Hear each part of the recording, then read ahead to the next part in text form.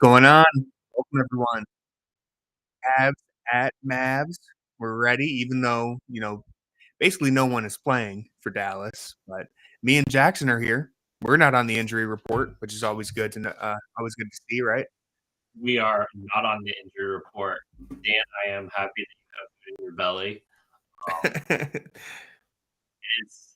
wanted to go out I think your mic is connected no. to the computer.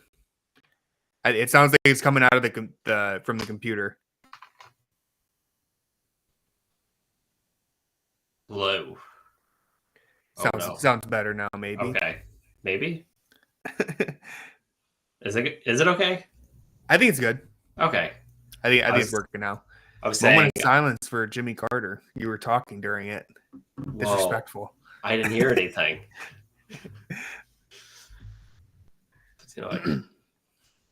We can talk during the national anthem. That's fine. Yeah, that's okay. Yeah. Dan, I'm glad that you have food. I was saying I wanted to go out and get food, but there's a lot of snow outside, so it seemed like a lot of work. Yeah, it's an ugly, snowy day. Well, I mean, the snow isn't. The snow is only ugly if you have to go somewhere. I actually had Chipotle before we started, and I know Jackson doesn't like Chipotle, but it's vile. It was pretty solid today. Happy Friday. Been resisting the urge to comment heat culture on every Miami-related tweet. Yeah, the culture changes quickly, doesn't it, man? Wow. That whole situation is such a mess. It's hard to keep track of the guys that Pat Riley hasn't run out of town. LeBron James, Dwayne Wade, Max Jimmy Butler, Max Strus. People forget. Kevin Love, you're next. Hopefully. Another one of Jackson's awful takes. That is one of the worst ones, the Chipotle hate. But we don't have to reopen that right now. It's so bland. Okay. We can agree to disagree here. Anybody who has taste buds would know that you can have, spices, stuff on it. You can't beat the price. I mean, Chipotle's prices have gone up. You can certainly beat the price. You can't beat the price for how much food you get, the protein that's so filling. What I order doesn't taste too bland to me. It definitely, Kiki's right. I feel like it's fallen off quite a bit in not recent anymore. years. He says but you not can anymore. still get good Chipotle. You can still get good Chipotle. It just depends on where you go. Certain stores, certain Chipotles, just avoid them like the plague. The one in Garfield Heights, no offense to anyone who maybe works there, worst Chipotle in the world. The one in Westlake's pretty good. So it just depends on where you go. Those are obviously very far apart. So hopefully you can find something in the middle that's better. But ground beef is great. I mean, everything like ground beef is for a taco. Ground beef's okay. It's not about the meat in the taco. It's about everything else. Fear the Sword article on Butler for Garland? No, never. Yeah, Ingram. That one's never dropping. Allen article has already come out. It came out in July. That's true. That came out a long time ago, but yeah, it's not. That was the 2024 thing. We're leaving that in 2024. For the record, I was never on board with it, but it was more understandable. It was more understandable back then. Listen, we just don't know what it would have looked like. I mean, Kenny can work magic, so it is true. Kenny Atkinson is capable of many things. He's definitely not capable of salvaging the Jimmy Butler situation, though. I am going nowhere near that. We can talk about that though, because I do think it's we don't need to talk. It's a funny situation. You can talk about it very quickly. I have takes at least. Go for it. Well, I think 9 times out of 10, I'm on the side of the players in terms of player empowerment and stuff, but I think both sides are being really petty in this situation. It's messy all around. Between Pat Riley and Jimmy Butler, this is just two very stubborn individuals butting heads, and it's gotten really ugly. On one hand, the dude clearly doesn't want to be there. He's, as far back as the summer, if I recall, was kind of subtly asking for a trade or a contract extension. Apollo is sounding off if you can hear the toy squeaking. I thought that was the Maverick little horse running around. I was like, is he squeaking? He's very worked up over this. He's a big Jimmy Butler fan. Makes sense. Heat culture, he was really bought into this version of the team. He's been going through a lot. But yeah, on one hand, I understand why Jimmy, he expected to get a contract extension, the loyalty, all that. But at the same time, the Miami Heat, they're still trying to win games. You don't have to hand out a contract just because you're trying to be a loyal franchise. So I get both sides there. But ultimately, the dude clearly doesn't want to be there. He's not going to re-sign at this point. You're going to lose him for nothing or you're going to trade him, basically. And rather than going through this whole messy situation where he's making comments post-game and you're suspending him now for 7 games, it's like, just figure out a trade. Just cut your losses, both sides. And again, from Jimmy's perspective also, it's like, hey, man, at the same time, you should be a little more professional, not just throw the team under the bus like that. All you have to, it's not like you're being held hostage. You're playing basketball in Miami. At the end of the year, you'll be a free agent. You can go wherever you want to go. So it's just 2 stubborn individuals. I mean, but it's good TV. If somebody offers him a contract. True. I mean, that's the thing is, like, Miami's not the only team that's going to shy away from giving. What is he? 35? How old is Jimmy Butler? He's not that good. He misses a lot of games. Well, I don't know how good he is anymore. Right. He is 35. Yeah, he was good. Just like we're talking about Jimmy Butler now. He just turned 35 in September. And even with like guys that age, it's really hard to be good. And like I've joked about Paul George not touching the paint in like 3 years, but Paul George's game at the very least kind of still works in a way, even if he's not touching the paint, because he's a really good shooter. He Great does provide handler. a little bit of extra playmaking. Jimmy Butler's not a shooter, so you have to, it's really hard to incorporate guys who aren't shooters that are. All right, I'm so sick of this guy. But yeah, be quick with it. Yeah, I know. But anyway, so it's just like he's just not worth it, and his game doesn't age well, and it doesn't really fit into what a lot of teams want to do.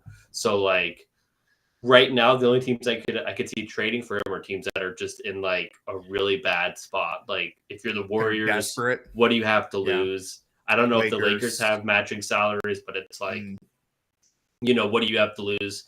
And the Heat, if they did trade him, they're not going to get anything back. He's like, there's no bidding war. You're going to get something back rather than just letting him walk, I guess, would be the idea. But it's at this point, both sides have screwed it up so much. I don't see it turning out well for either side. I mean, honestly. Like you could get, like the tough thing is he has a player option for next year, I believe. And there's no way that he's going to like turn that down just because of isn't it like a $52 million player option? Like, so like no one's gonna give that to him no matter what. So then all around bad situation. Yeah, so then it's like, because the problem with somebody like if you get a trade is that you have to pay the people that you like, got in a trade unless it's all expiring. So real Jimmy I don't know Butler what the next step is even for Miami at this point. You got to probably going into a rebuild. Try to get some sort of draft capital, even if it's a bad pick, get something. I guess would be the idea. But all I know is I'm glad that we're rooting for the Cleveland Cavaliers, and they went from thinking Donovan Mitchell was going to be in South Beach to what's going on now.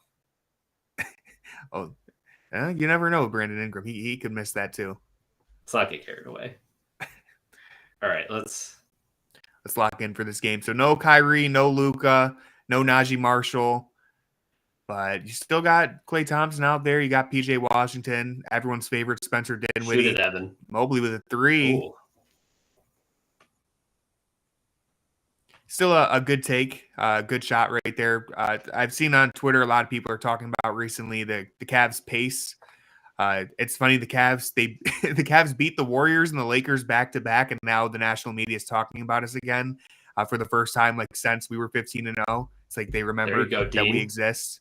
But everyone's talking about the pace, and how much faster the Cavs are playing, and it's not just getting out in transition; it's a take like that from Dean Wade or the previous shot attempt from Mobley, just getting stuff up early in the shot clock. Steal. Here's a transition opportunity. Easy. Yeah, Klay doesn't have much explosiveness anymore. He didn't have much of a chance stopping that one. I wouldn't say Klay was ever an explosive player. True, but he didn't even leave his feet right there. Yeah. He didn't even leave his feet. He didn't even try to challenge it. He hasn't had the Mobley defensive bringing it up juice right since here. like 2017, Yeah. not 2017, Well, like probably like 2018. 2019. 2018, 2019. Yeah. Definitely didn't have it. Even like during that Warriors championship run, the most recent one, he was not very good. No, He had some moments, but he's it was been washed It was for a Andrew while. Wiggins. Ooh. Andrew Wiggins was genuinely good. Yeah, he was phenomenal. He got a contract that he like Bring deserved. him home. Bring him home in the Jimmy Butler trade. Kobe Altman's going to swoop in and bring Andrew Wiggins home. That would be. That'd be something. Would not be. I wouldn't sign up for that. Just to be clear. All right, Cavs. The offense, man, they've been killing it. 7 points already. Pretty efficient. Do they just make it look so easy? Well, I think that this is going to be a pretty tough game for the Mavericks on the offensive end. They're kind of not. They don't have any creators. Yeah, this feels like it could be like reminiscent of some of those like 2017 Cavs games. You know, when like the NBA didn't like when you would like that was when like resting first started. So they tried to like rest guys all together. So like they would rest like Love, Kyrie, and LeBron at the same time. And like those games, they'd lose just by like 40. Well, this game, you know, the Mavericks are just built around Kyrie and Luka, and they were never built with the idea that we could win a game if both are not playing. Yeah, you don't want to rely on Spencer Dinwiddie as your only real ball handler. I mean, PJ Washington can handle a little bit, but yeah, I guess inadvertently I claimed Spencer Dinwiddie somehow. If you like, I forget how it happened. Yeah, somehow I ended up on Dinwiddie Island. I think I said get off. I think I said they. I think I said like you know. I think you said he sucked, and I was like, he's not. He does suck, but he's not like a great player. But he doesn't. No, suck. you went in like way more than that. Yeah, what is Brandon Goodwin doing? Why isn't he playing for the Mavericks? Honestly, I have no idea where Brandon Goodwin is, but I wanted to hit on this comment from Aura1. He said, pregame before the Sixers-Warriors game yesterday, Charles Barkley said that the 76ers would beat the Cavs and the Knicks. And he basically said everyone except Boston, which is just hilarious. I think it's true. He does like shamelessly stand the Sixers, which, you know, go off. No one's watching Inside the NBA for their like basketball analysis. You're watching because they're entertaining. Oh, that's not a kicked ball. The only comments I wanted to make on that is it's very funny to me that you see so many national media members say like, "Oh, we can't trust the Cavs. We know what happened to them in the playoffs." But then in the same breath, you're like, the 76ers, man, they could really, if they're healthy this year, they could do it. I'm like, how are we knocking the Cavs for a playoff series 3 years ago, but still trusting the 76ers? Like, how does anyone have trust in the 76ers at this point? What's the biggest postseason win that the 76ers have had? When they beat like Toronto like 4 years ago, the Scotty Barnes rookie year. Yeah, the Scotty Barnes, yeah. Well, I think that's the best? Is that the best? Have they won a playoff series outside of that? That Donovan Mitchell the best lob. That was a pretty good lob. Well, yeah, they can't beat anybody. Yeah, I'm not sure who they could beat right now. Like maybe if they somehow got into a series with the Pacers, but I don't know how that would. They'd have to win a lot of games to get that matchup. Tony, you got to focus on this game because it's going to be over in like. Yeah, this is our only opportunity to talk about it. Look at the no look.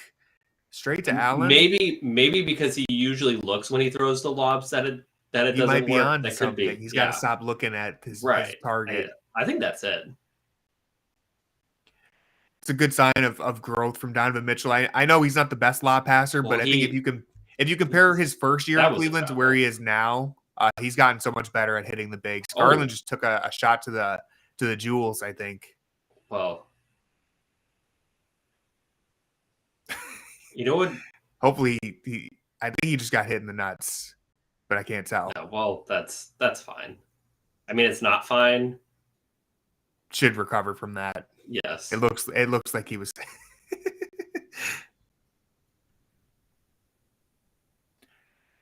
I've heard if that happens to you, if you stand up and you jump and then land on your heels like as hard as you can, it like makes you feel better. I've tried it.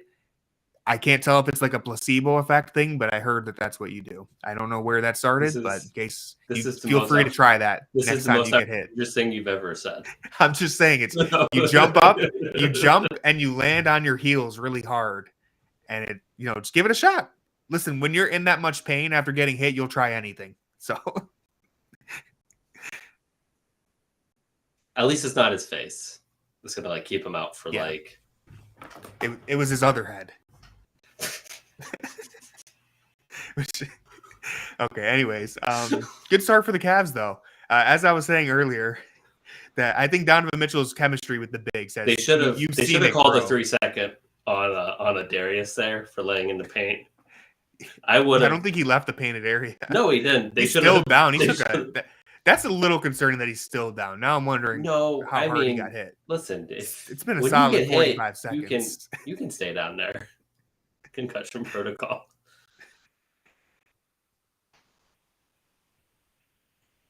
Basically. Yeah, that's tough. Yeah, it is tough. He'll be fine.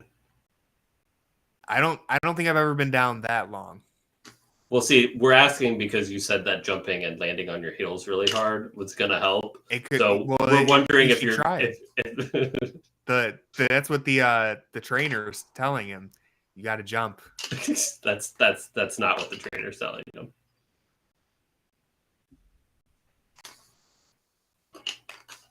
Eventful start to this game. What are these guys? Yeah, I don't know. I've never seen like the dancing people in the stands like this, like in a club. These are in the suite. These are like dads. They're not like real dancers.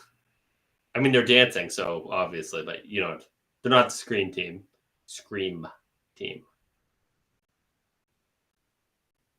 I like it. This little wave thing. Okay.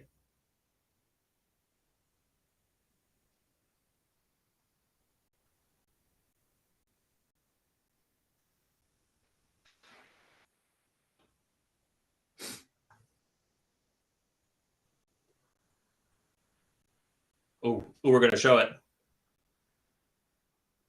I missed it because I was reading Reddit.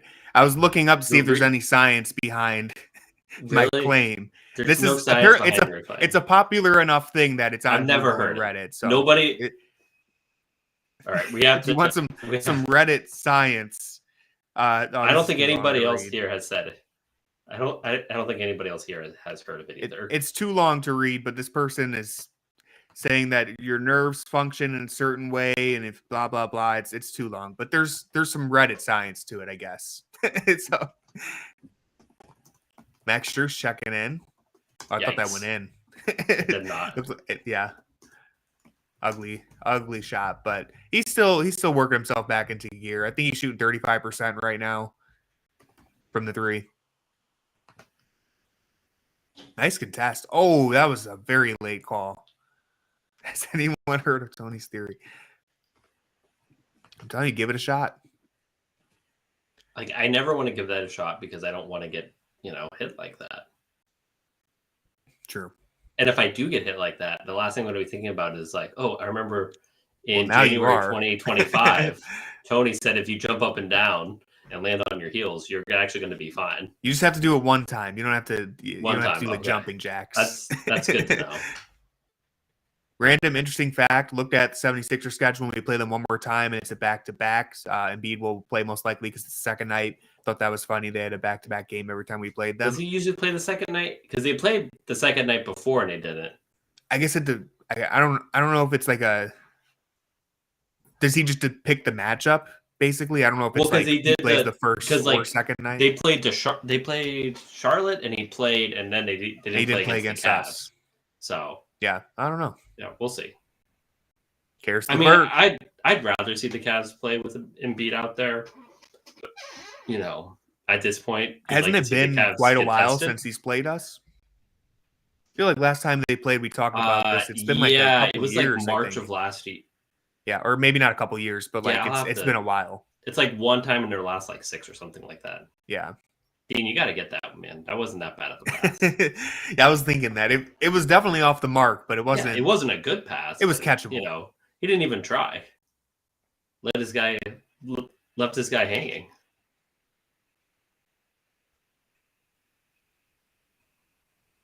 of rotation. Yeah, it's pretty ridiculous. Karis LeVert Yeah. is still shooting almost 50% from the 3-point line.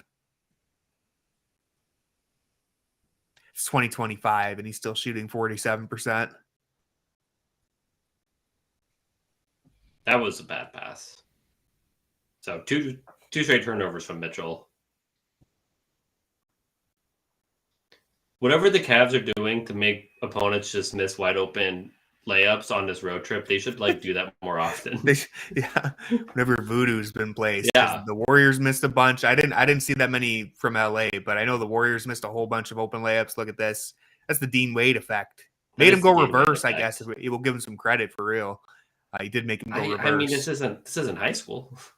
Yeah, I know. Guys can you should still be able to make an open reverse layup. It wasn't even like a reverse. He just had to. Yeah. Anyways, it was a very easy look. He just blew very it. easy. Oh, Darius is back. That's great. Took him about 8 minutes of real time, but he's back. Yeah. See, he's fine. Ooh, New York and OKC. That's a good matchup. Sorry, I just flashed on the bottom of the screen. Oh, I missed it. It's a good matchup. OKC's won 12 or 13 in a row now. But they lost the NBA Cup, so that's it's the last time they lost. Right, but so they've won like 6 in a row. Yeah. Oh, okay, yeah. So because it's the game that didn't count. Right. So that's funny. Gafford. Yeah, I feel like these minutes with the reserves haven't gone quite well.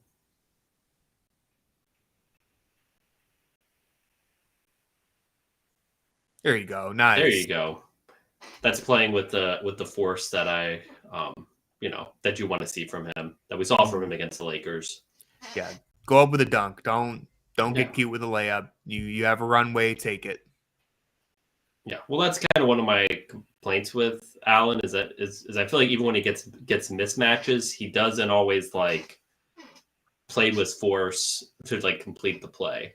So it wasn't that he scored 28 points or whatever against the Lakers. It was that he, played with force, not doing those little jump hooks like we just saw there. Yeah. That wasn't a too bad of a shot, but yeah, I mean, it's probably. I get your general point, though. It's probably not it was outside the restricted slightly area. Too deep. Yeah. Yeah. If he's a step closer. 15 seconds on the shot clock. That's we're fine. Oh, I like that crossover right there. Well, you know what? It was still a pretty nice crossover. I think Jared Allen doesn't get enough credit for because he's not a 3-point threat, because he's really not a scoring threat outside of the paint. I don't think he gets enough credit for how versatile he is on offense. He's not Wembanyama. But that crossover, he's no Yusuf Nurkic either. Whoa, he's not Rudy Gobert or I can't think of any other traditional picks, but that was an swipe awful across miss. the arms. Yeah.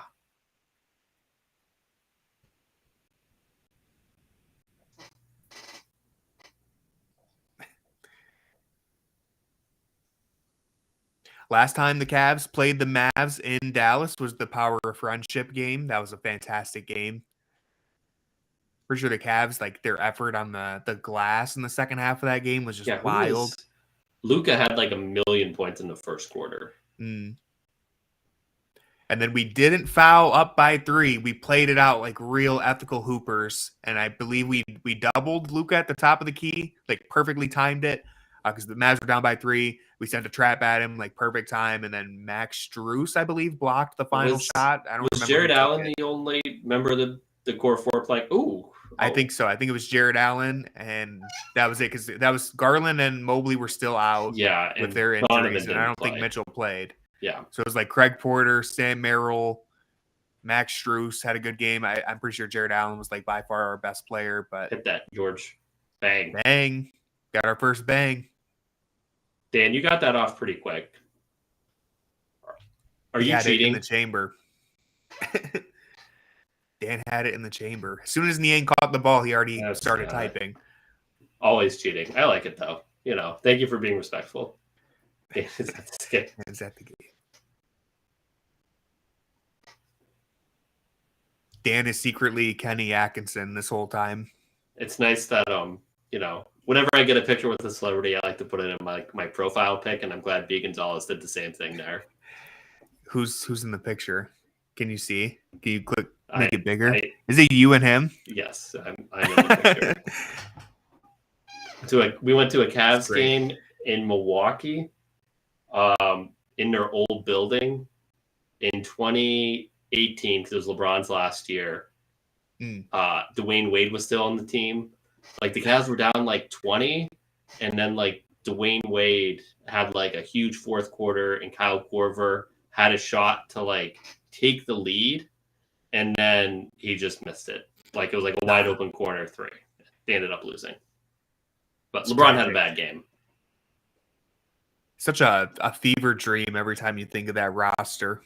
Dwayne Wade almost led a comeback for the Cavs. Kyle Korver missed the last shot. Yeah, he had so many wide open threes. It was like they had chances to win that game. Very frustrating. And then we went to afterward, we went to Applebee's, and the waiter took like 45 minutes before they like took our order. See, that just also like that like ruins the point of Applebee's. I'm gonna leave. And I'm like, well, it's like 11 o'clock, man. Like, where else are we going? That's fair. Yeah. So, if your Applebee's is taking 45 minutes, it almost ruins the point of going to Applebee's. I mean, it's supposed to be like fast food, but in a restaurant, basically. Yeah, there was nobody there. I mean, we were there. That was it. But nobody being there, I think that was kind of the problem. Applebee's wouldn't be bad if they took an hour. Yeah. We should have gone to IHOP. Ooh, I haven't been to IHOP in a while.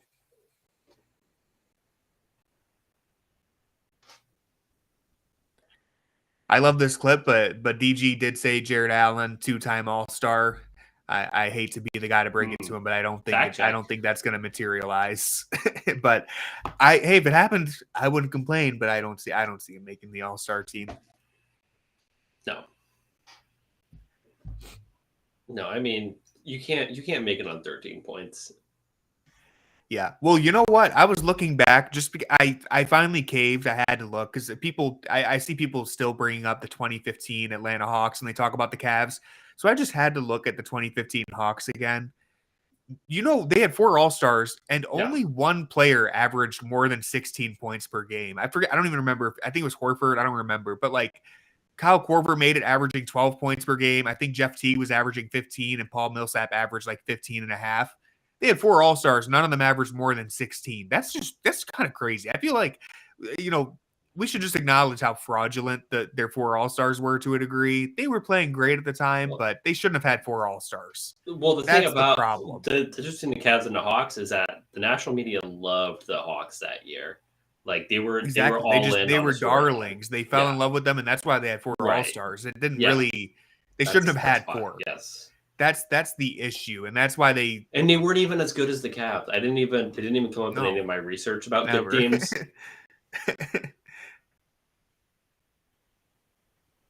Didn't they? Am I misremembering this? But their like whole starting lineup won Player of the Month, didn't it? Didn't they give like the whole team Player of the Month or something weird? Something like that. It was something. Yeah, it was bad. The NBA was getting really weird about like why did they fall in love with that team so much? They were playing beautiful basketball and because everything. Because like the Warriors didn't really exist yet. Yeah. So true, but still, it was like even the Warriors didn't get that much love. I mean, they got a unanimous MVP. But that's different than giving the whole team Player of the Month. Are we sure Steph was any good when the lights were on?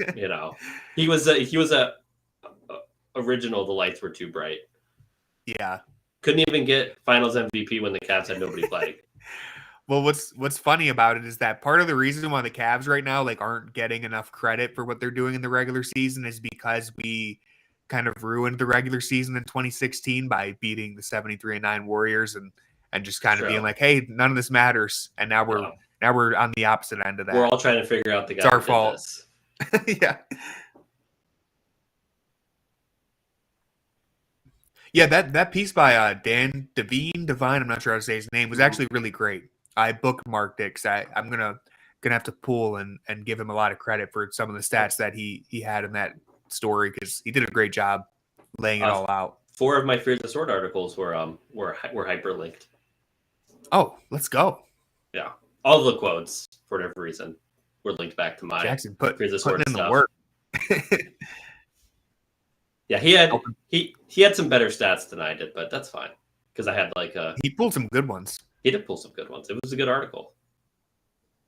And, nice finish right there. You know, he spent more time on his article. I tried to get this one out in like as quick as possible, but yeah, it was good. It's good to see like some national people giving the Cavs the respect that they deserve. I mean, unfortunately, I've heard that our friends, the Hoop Collective, have not really given Cavs much credit. I didn't listen to the episode, to be fair. I did not listen to it, but I saw people complaining. But it is what it is. Yeah, that's the thing that's driving me crazy is they keep mentioning that the Cavs, it's like, oh, well, they're 16-0 against below teams 500. I'm like, okay. Is that what? Yeah, is that bad? How's you're supposed to? Guess what? Every NBA team plays against teams that are below 500. So they're 5-1 against teams that are in the top 10 in point differential, which is like as good as you can get. Basically, the one loss is to the Celtics. Sam Vecini pulled this for the Game Theory podcast I was listening to today. Fear the Sword alum Sam Vecini. That always surprises me. He was wearing an Ohio State hoodie, and it helped. It like reminded me. I'm like, so is he from Ohio? I don't think so, but it's so funny. I'm not sure. I'm not sure. Don't quote me on anything. Either way, he pulled the stat where, and I've been meaning to look this up myself, but the Cavs still have the number one offense in the NBA when they're playing against top 10 defenses. They still have the number one offense. Yeah, I had all that up, and I was going to include that in my article, but then I was like, that's a lot of, right? Like, it's a lot of words to explain it. But basically, they're like, easier to explain out I think loud. they're like a better defense playing against good offenses, actually, too. Like, so they're beating the crap out of everybody. Like, except for the Hawks. They're 16-0 against teams that are below 500, but like they're still 29-4 overall. So it's not like they're playing 500 basketball against the good teams either. They're right. It's so silly. They're 13-4 against the good teams that and means. I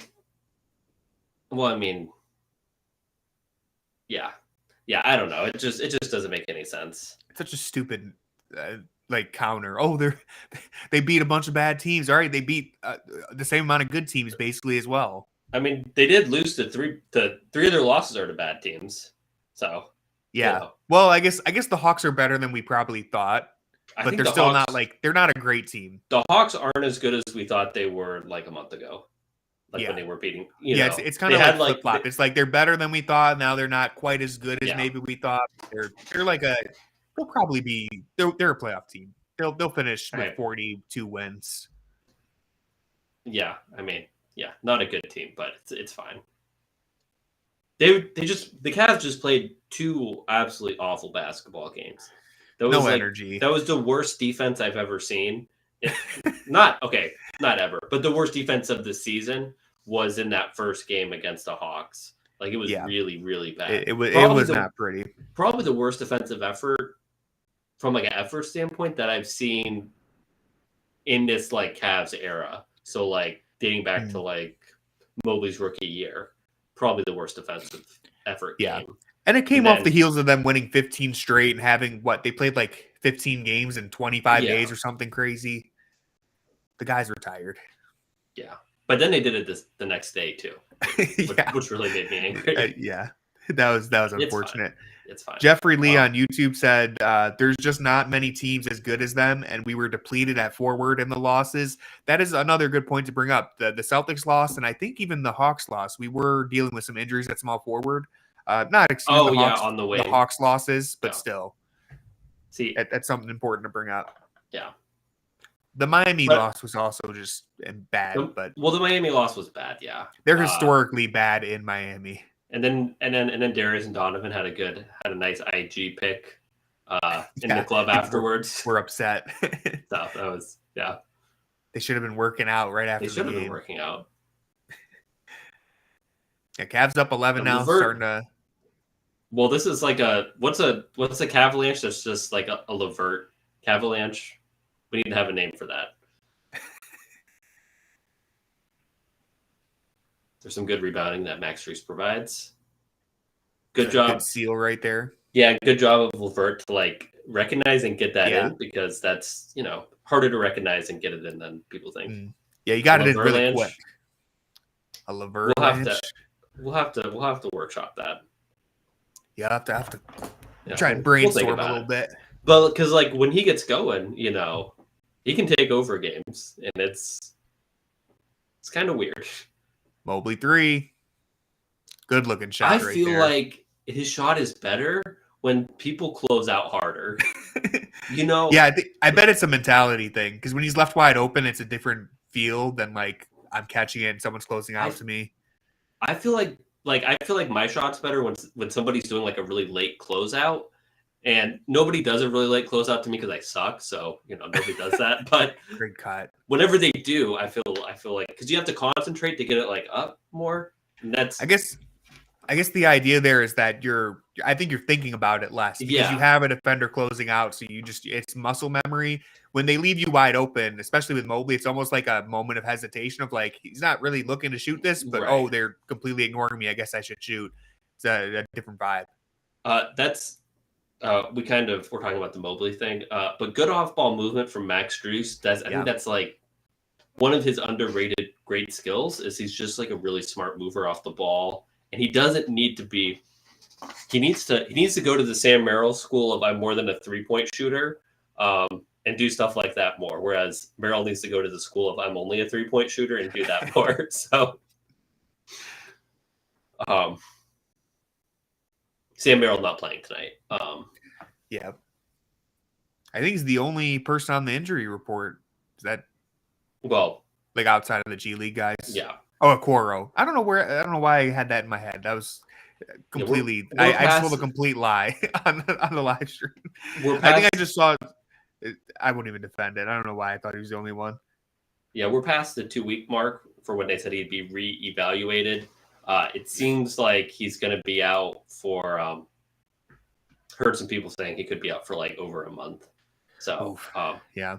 But I mean, I don't think Cavs don't really need. They need Isaac Okoro, obviously, but like it's not. I don't think it's really going to affect them too much, especially when you're getting Strus back. Like you're not changing your rotation, and it's not like, oh, now we need like Jaylen Tyson to step up. Yeah, they have enough depth to survive one injury there. If Wade goes down, Niang goes down, all of a sudden it's like, yeah. The rotations are going to get interesting. I really wonder as we get to like March and like April, obviously the few games they play there. I wonder how that 8-man rotation, because Kenny's probably not going to play 10 guys in the playoffs, right? You're probably going to whittle it down to 8. So I wonder how that ends up happening. Honestly, I'm really curious to see how this playoffs goes, because it feels like there's a we'll talk about whatever Wade said about Kerr in a second, but it's really interesting how the league is kind of trending to a different direction where like the best teams, OKC, Boston, Cleveland, even Memphis, they don't have an MVP. They just have like 10 guys who are really good at basketball and play OKC does. Okay, but OKC. But you're right. Like, you're right. The other they don't have. Okay, they may have an MVP, but like they don't have the LeBron James, Steph Curry, Giannis, Jokic, like the ultra. This is the best player in the league guy. I get your point. So, I'm interested to see how that really translates in the playoffs, especially when you go, especially when those teams start going against those teams that have like the best player in the world type of guys. Like can the Cavs depth win out against, there's a good chance they're going to play against Milwaukee. Can it win out against Milwaukee? What does Memphis, what if Memphis draws, Denver? What does that look like? So yeah. I think we may be at like the changing of an era here. So I almost wouldn't be surprised if Kenny went deeper. Maybe 10 guys is too deep for a playoff series, but you never know. I mean, like the Warriors went super deep when they had Kevin Durant. Yeah, that also changes basis. Yeah, I mean, like the first round, the Cavs are not going to be tested in the first round. So you would think they're hope going to stick not. with a pretty similar rotation. Mm. We'll see how much they get, tested in the second round. But, so if they're the 1 seed, but it's, we'll see. But I think it has a better chance of sticking than like, you would initially think just thinking about playoff basketball, especially playoff basketball like last year where it was like the Cavs were playing like 6 men in the second half of some games, like game 6. Like game 6 against the Magic, it was like Karis LeVert didn't even play in the second half. So, and I think, I've seen people mention this in the YouTube comments of our I think it was on our most recent pod where, the rotations, it's the fact that, and we've talked about this before, but, like you said, last year, Karis LeVert didn't even play in some big games. The rotation would get thinned out to like 5 or 6 people if the other guys weren't stepping up. And Kenny, so far throughout this season, has been just sticking by his guys. Doesn't matter if Sam Merrill starts the year shooting 33, 34% from the three-point line. He's healthy, he's available, he's getting on the floor, and he's playing his regular minutes just about, right? Like, there's basically, some games he hasn't played as much, and it goes a long way. Especially for if you're talking about like a player like Sam Merrill who relies on rhythm to get himself into. Oh, Dean Wade! Wow, that was crazy. I always love. He does this like 2 or 3 times a year where he just catches someone napping. Yeah, that was awesome. The one hand slam. But yeah, just to end out my Merrill talk. Knowing that you're going to play every night as a 3-point shooter, as a specialist, like that makes it so much easier versus if I miss 2 shots, I'm out of the rotation for a week. But he shot better last year, so maybe there is merit to that. That's in the cylinder. That's true. Really? Okay. That seemed like it was in the cylinder. Dean the Destroyer, flying off the baseline. Wow. Was that Evan Mobley that was yelling? I think it was. I think it might have been. Yeah. His mouth was open. Dean Wade brings out the extrovert in Evan Mobley. Oh! I did not volleyball spiked that. I missed it. I was looking at the comments. Evan Mobley spiked it. I know what happened. I saw the ball go flying. That was like he wasn't even. Hopefully they'll show a replay here. He's like way behind this play, and he just jumps above Niang to send that back. And I'm pretty sure, I think Brad's mentioning it, I'm pretty sure he spiked that directly to Darius Garland on purpose, which is something that we've seen with Mobley throughout his entire career, where it's not just him blocking the shot, but it's him as he's going up to block that. He knows he's going to block it, so he's already looking ahead to where he's going to hit the ball to. He's hitting it to a teammate or he's hitting it to himself. Like, it's already a foregone conclusion to him that he's about to block this shot. He's thinking 2 steps ahead and where the ball is going to end up now. It was, I remember, because I was a season ticket holder for a while, like a 11-game plan, but they let you go to like, they have like a, I don't know what it's called, like a membership meeting, like a membership meeting thing. Oh, okay. And basically they just do like a bunch of interviews with players and stuff like that. And I remember during Evan's rookie season, John Michael, because like he's the one who does like a lot of these interviews, he was like, Evan, like we've noticed that when you block shots, you keep it in bounds. And this was like rookie Evan Mobley, like after like his first week of NBA basketball. And John Michael was like, how do you do it? And Evan was like, I just like hit it in bounds. And it was just the funniest, like the most Evan Mobley answer ever. And it was like, yeah, that's kind of how these interviews go. Hey, the man tells it like it is. Yeah, I just keep it in bounds, man. There's nothing much to it. But yeah, that's a talent that he's had his entire career. Just keeping the ball in bounds. Most of the time, he just takes it out of the air. Just 2 hands it or grabs it with 1 hand. It's really incredible. There's very few guys in the history of the league who could defend and block shots like that. That's why he got that Bill Russell comp from Kendrick Perkins on draft night. Yeah. Kendrick knows ball. Many people are saying Kendrick Perkins knows ball. He gets some things right, clearly.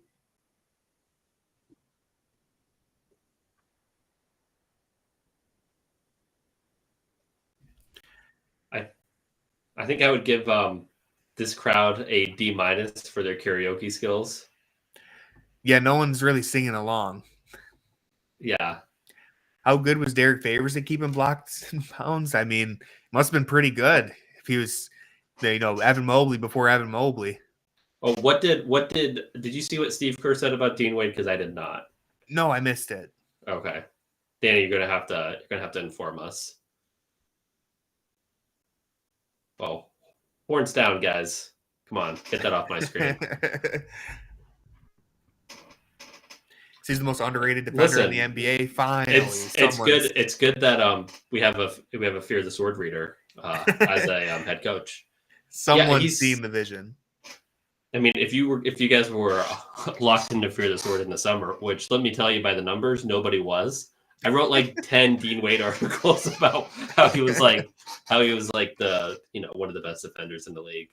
I need to go and do a second article like that, but without the high-low IO being available anymore, that's tough.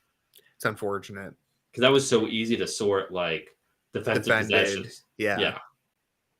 I'm telling you guys, I say it all the time. I think I said it earlier in the year a lot, but just watch Dean Wade on defense for a couple plays. Like he's out there right now.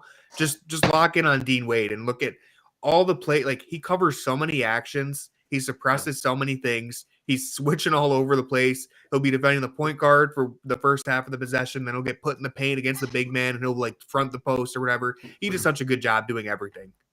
He never. Whoa, nice shot, Niang. He never overreacts. Like he's always, like he never closes out too hard. Right now he's on Klay Thompson, so we probably won't see him, doing too much. He's gonna be, he's just gonna be face guarding. But we got some point Niang. He said, "I just airballed that last one. Give me the rock." And he set Ty Jerome up for a 35-footer. I mean, that's a shot. Yeah, that was a good play from Ty Jerome right there. We've definitely seen him. I'm blanking on words. We've seen him kind of average out to like I think this is like the player who he is. He's not sixth man of the year. Yes. He's not out of the rotation. $50 million solid backup. No, he's not. He's not worth $50 million. I think if Isaac Okoro is playing, he's probably out of the rotation. Yeah. Return to the mean. Yeah, I think that's what I was trying to say, Dan. We've seen him kind of average out to where you'd probably expect him to be. Yeah, that was so fun. He was cooking. Dude, that was incredible. It was incredible. He was so good. He was shooting like his shooting splits were absurd. I forget what his effective field goal percentage was, but it was like above 60, I think. Yeah, it was high. It was like 70 at one point. Yeah, he could not miss a shot. And it wasn't like, great. Oh, he had a good week. It was like all of November. Yeah.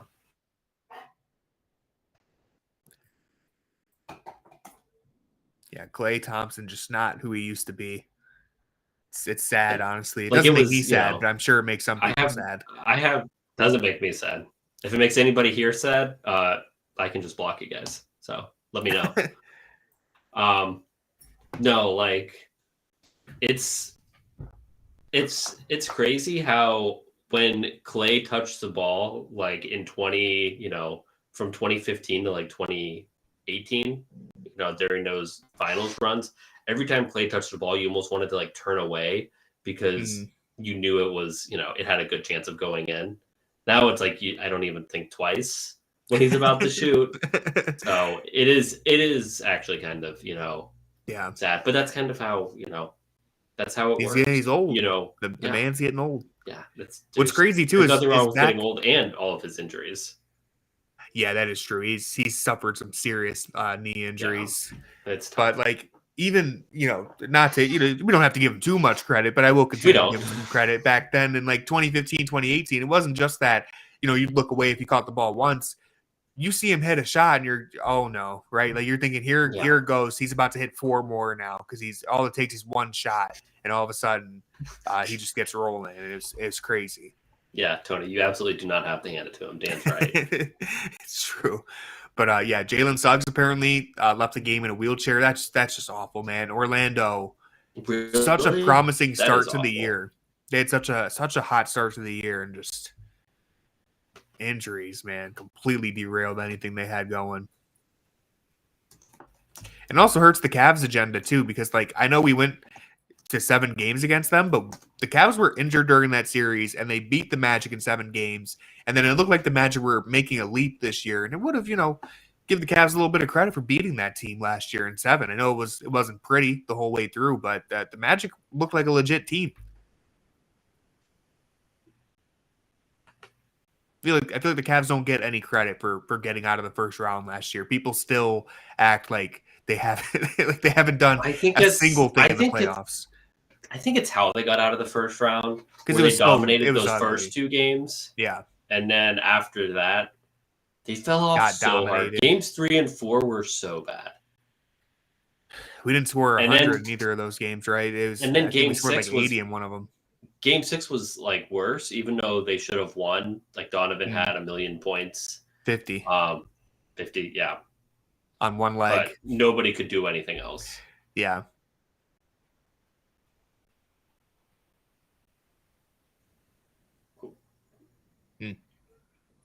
Good defensive possession from the Mavericks there.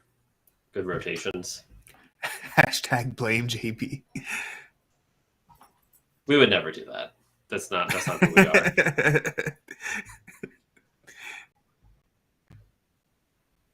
I think games 3 and 4, the vibes being so bad probably did have something to do with the head coach had completely lost the locker room at that point. Nice follow-away jumper. Really good save. That's so frustrating when you play 23 and a half great seconds of defense, and then, Evan Mobley hits a follow-away jumper on you. Evan Mobley just rips your heart out. But, that's when you're 7 feet tall, you can get that shot off. Evan Mobley's favorite player, Kevin Durant. Evan Durant is still in the making. EM just doesn't roll off the tongue.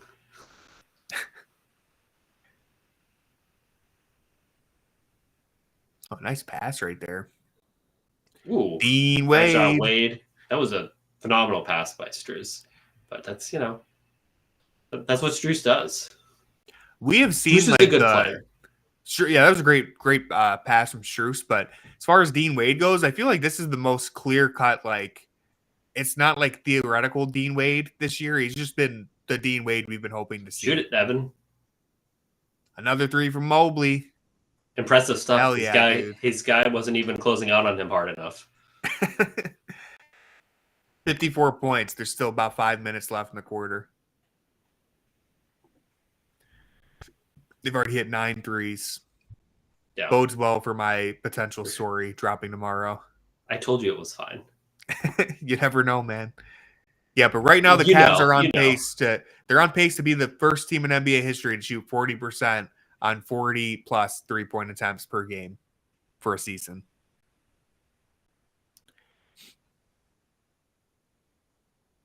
I didn't even realize that was a behind the back from Jerome. Didn't catch it for whatever reason. I like how much confidence Mobley has with that shot, just holding the pose for 5 seconds. That feels like something he wasn't doing at any point last year. Even on the misses, he's holding it. He thinks it's going in. I think he knows. Play. I didn't go anywhere, but that was a good pass out though. Ball movement on point. Jerome should have thrown it down. I think isn't he one of the tallest players in the NBA to never dunk? That list dropped earlier in the year. Oh, we'll have to ask him about that in the locker room. Yeah, he would like that because he's 6'5" and he's never dunked. And I know there's a list of players who have never dunked, and he's one of the tallest ones. So there's 3rd or 4th tallest current player. So when you're in the locker room, there is there's a locker room where the media are allowed in, and then there's also a room that's like a cafeteria almost, and that's kind of where the players hang out when they don't want to talk to the media. And most of the guys just hang out there and stuff. But Ty Jerome just kind of sits in the locker room, and any media person can go up and talk to you when you're just sitting there. And he just sits there like throughout the whole time media is allowed in the locker room. And then, but if you go up and ask him a question, he's like, hey, what are you doing, man? Like, why are you bothering me? It's like, yo, you're here. Right. So, oh man. That's where somebody asked him, it was actually your guy, Mikey, asked him about the milk. Oh yeah. The milk thing. And he looked at him. He looked at him like, are you the dumbest person alive? Yeah, I heard he had never heard that nickname. Yeah. Was that Strus again who threw that pass? No, that was Thompson. Oh, Jerome. Who? I thought it was Wait. Yeah. Oh, it was Donnie? Sorry, I was looking at I was looking at my phone a little bit. Reddit. That was a good pass. Well, no, I have the list. I have the list of so that was Donnie. Nice. Another no look. Yeah, well, Evan has done such a phenomenal job. Anytime he has a little advantage, he just takes it. If he gets somebody smaller on him, if he sees that his guy is in rotation, he's just going to go and do it.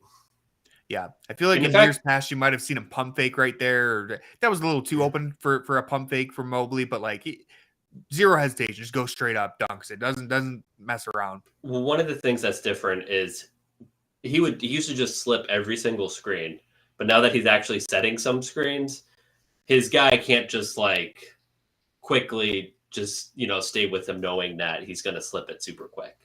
Okay, I got the list of players who have never dunked. I'll read it off in 1 second. Those jeans are phenomenal. Yeah, the throwback CAVS jerseys too. No, the jeans. He has throwback jeans too. He thinks it's his kid's from 2004. Not born in 2004. He was Yeah, he was an adult. Time traveler. He was a teenager in 2004. Yeah, that's phenomenal. I need those. Actually, I have those, so I don't know what. Oh, there we go. That could be you next game. That could be me. I also, when I was wearing all the. Okay, I got this list I want to read before the game. It's too late. I'll wait. I'll wait till the next stoppage and play. Yeah. They came back to play really quick. They didn't go to a commercial. Yeah. Well, I got distracted by the jeans. Okay, they were worth being distracted by. Yeah. Great defense. Surprised he even got that up to the rim. Donovan should have asked that kid for his autograph.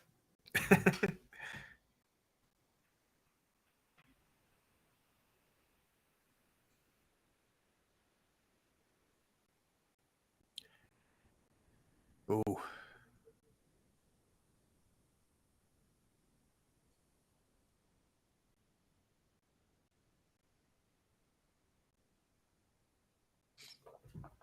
All right, the Mavs doing a pretty respectable job. I mean, they're down 13, but considering all the injuries and how good Cleveland is playing on offense, they're doing a respectable job trying to keep up pace.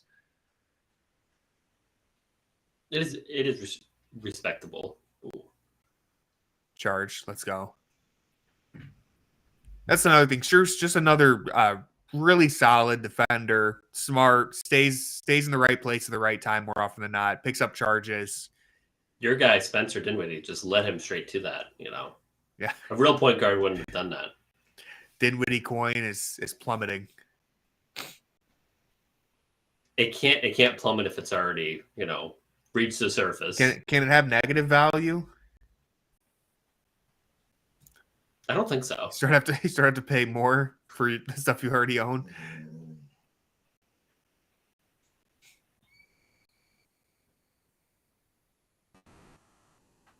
Mobley in the post here. Getting walled off. Keeps fighting, though. Good spin move.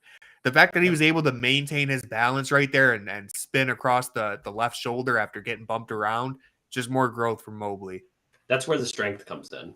All the strength that he's put on and kind of slowly accumulated, that's where that shows up. Because I don't think last year or years past that shot would have been going towards the rim like it was. It probably would have been a fall away fader, like look right here, spin right here, plants that foot, keeps his balance, gets all the way to the rim rather than fading to that dotted circle. Yeah, and his speed too. That was a really quick spin move. Left him in the dust. Just textbook. I mean, he's always been really textbook in the post. It's just kind of that doesn't show through when you just get knocked way off your spot. And that's just not happening anymore. Mm. Yeah, and you're seeing the inside out game too. I mean, we had the 2 3-pointers, that fall away jumper. Now you're seeing him get active in the post, all in the first half. Just a huge leap from Evan Mobley. I don't feel like I'm hearing much most improved talk for him, and maybe I don't think anybody talks most improved in January. Well, all things considered, he landed pretty well. for flipping over the top of him. That was a good outcome. But I was watching Bill Simmons had who's he talking to? I don't remember. I think he was talking to Kurt Goldsberry. They were talking most improved. And they didn't mention Mobley. Really? Or actually I think he was talking to House. So it's less valid. But yeah, I don't think it was Joe House. Yeah. So I just don't get the Bill Simmons thing. Like, I don't get why people listen to him. He does a good job of talking about most NBA teams in a way that is competent enough to where you get like some sense of what's going on, and he's entertaining. I don't take his analysis like, as like the thing is I don't think he's entertaining. That's what I don't get. He's so unhinged sometimes that it's entertaining, but regardless, he said like, who did he say for most improved? Now I'm blanking. I shouldn't even have brought it up, but yeah, they mentioned a couple other people, and I was like, we're not even talking Evan Mobley. I think he was reading the betting lines too, so it's like Mobley's not even in the conversation. One thing that I don't like the most improved player going to like a young guy who just who was like a top 3 took pick. A second year a leap. Yeah, or more like Mobley was supposed to be this. You know what I mean? So like, whoa, that was an insane pass. First the cross court pass from I think LeVert, and then basically a touch pass cross court from Garland. That was ridiculous. That was sweet. Evan Mobley's good. His relocation has always been good, even when he couldn't shoot. So, yeah. Kiki, I think Joe House is entertaining too, but he's always most entertaining when he's not talking about your favorite team. Because when you hear him talk about the Cavs, you're like, oh, he hasn't watched a Cavs game all year, has he? Because he just says stuff that like you can just tell you're not watching this game. But at least he's somewhat entertaining. I mean, it's tough to watch Cavs games. Like it's tough to watch all 30 NBA teams. They're over in like the second quarter. What is there to watch? You got to tune in early. It's tough. For the creators who try to talk about all 30 NBA teams, I'll give them a little bit more credit on certain things. I'm like, it's tough to watch all 30 teams play.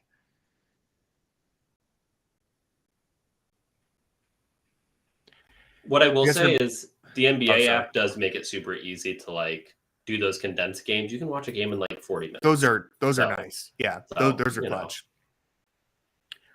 RS says, random question. Have you guys heard Brandon Jennings when he talks about Donovan and the Cavs on Gillis podcast? What's Brandon's beef with Donovan? Because he says he roots on Donovan's downfall. I've never listened to it, but I have seen a couple of like the quotes that get put on Twitter. I don't know. that genre of player. There you go. Karis LeVert at the end of a quarter, automatic. It's what he's come to be known for. But yeah, Dan took it right out of my mouth. That genre of like player podcasts, they're just they're going for engagement. They're just like, they're more influencers than like trying to analyze the game. And if you have like a quirky beef with someone, people will get interested. Karis LeVert can't miss at the end of a quarter. That ball shouldn't have gone in. Dan, why are you such a LeBron hater? Please, I need to know when this happened, because you used to be a fan. Like something happened, It's just disappointing to see a loyal convert fall away.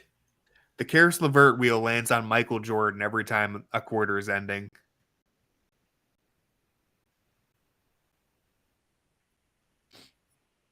Yeah, okay, here. I got that list of the players who have never dunked in the NBA. So this is minimum 500 career minutes and entered the league after 1996. The tallest player to never dunk, I'll let you guys guess. I'll wait a second, and I'll start from the bottom. But I'll have you guys guess. Who do you think is the tallest player to never dunk in game? It's he's not in the NBA anymore. He retired in 2016. He's not like the most notable name, but you guys will recognize his name for sure. I'll start at the bottom of the list while you think about it. Can you give us a team? He played for the Knicks at one point. Played for the Knicks. Ty Jerome is at the bottom of the list, 6'5". He's played 3,000 minutes and hasn't dunked. A lot of these guys are like no names, so I'll just try to focus on. All right, There's a Steve Novak. That's a good guess. Oh, you got it. Danny got it. It's Steve Novak. That makes sense. Yeah. Yeah, 6'10", never dunked. He's the tallest player to never dunk. Zanan Musa never Great dunked. pull, He was Danny. 6'9". Yeah, that was Danny. Yeah. I didn't think anyone was gonna get it. Shout out to you. I wish I had a reward, but you just get the bragging rights. You pulled that one really quickly. Brian Evans was 6'8", never dunked. Caleb Houston, Matt Ryan, Cleveland Cavalier legend Sergei Karasov, 6'7", never dunked. I don't really recognize any of these other names. AJ Green, 6'5". Drew Barry, 6'5". Yeah, I mean, moral of the story is Ty Jerome needs to throw it down. All right, I will read off some halftime stats because that's what everyone likes. Oh, should we look to see if there's another game? Sure, I'll look right now. We got Magic are up by 12 on the Raptors. Celtics are up by 14 on the Rockets. Knicks Thunder. Thunder. It's an 11-point game. Sorry, Google's taking a second. Close games right now. Is Evan Mobley's 20 points? Is that something that Karl Anthony Towns, like, does that make him better or worse than Karl Anthony Towns in your mind? Let's not. 20 points. Hey, Cat has 15 points, 18 rebounds. Yeah. So he's on the floor for like 200 Knicks are up by 11 right now. So I wouldn't mind turning that on. Spurs, Nuggets, it's a 6-point game. Wizards, Pelicans. Or do we need to see what this guy's doing? What was this guy up to? I'm going to try to pull up the most improved ladder, too, just because I'm curious. Want to remember.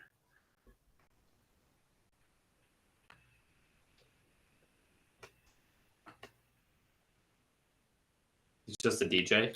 This is a very bad remix. These songs, I'm not feeling the combination of these songs. All right, the Knicks and Thunder are in a timeout, so we're gonna let the DJ cook until what is he cooking though? He playing SpongeBob music? Let him cook, okay? Okay. The 2025 NBA Most Improved Player odds. Tyler Hero's the favorite. That's kind of fair. It's boiling water at this point. No real cooking. Listen, you can, if you're boiling water, you can make some ramen. Some people say that's good. It could go somewhere.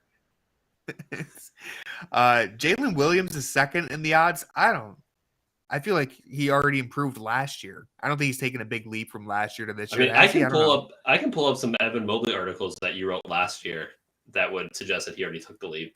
So, I am not the one in charge of the odds. So, Jalen Johnson's third. I actually feel like I'd probably give it to him. If I had a vote, off the top of my head, I might give it to him. Dyson Daniels is fourth.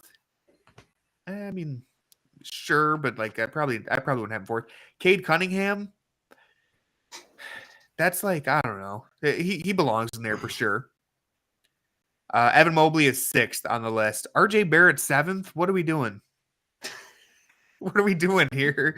Victor Wembanyama is eighth. Is it Peyton insulting is to put him seventh? Like you were so bad that now that you're like an average NBA player. Yeah. I don't understand where the RJ Barrett hype came in, but he's seventh. Victor Wembanyama is eighth. Peyton Pritchard ninth. LaMelo Ball 10th. And Jalen Suggs 11th.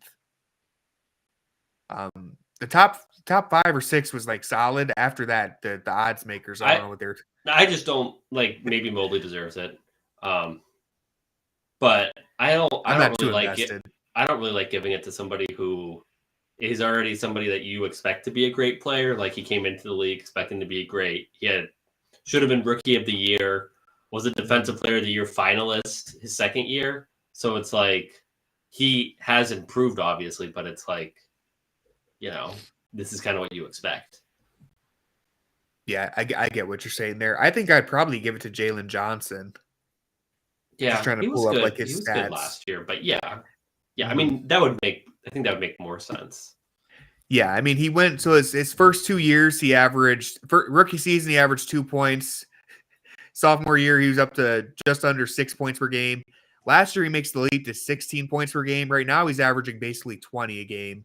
And I know it's not as simple as just who won it looking last at that, year? But who won it last year? Maxey? Okay, that makes sense. Okay, yeah, Tyrese Maxey. And then before that, it was Larry Markkinen, if I'm remembering correctly. Larry Bird. Yeah. Norman Powell wasn't listed, but he actually, that's in the spirit of the award. Not bad at all. You know what? I will say 31 years old. The DJ was way more entertaining than this. Yeah, unfortunately.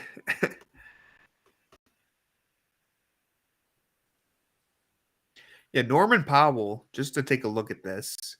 Yeah. He said Paul George getting rid of him was addition by subtraction. Yeah. So he really deserves it for that. Yeah. He's 31 years old. He's in his 10th NBA season, I believe. And he's averaging a career high 23 points per game. His previous career high was 19. That was about 3 years ago.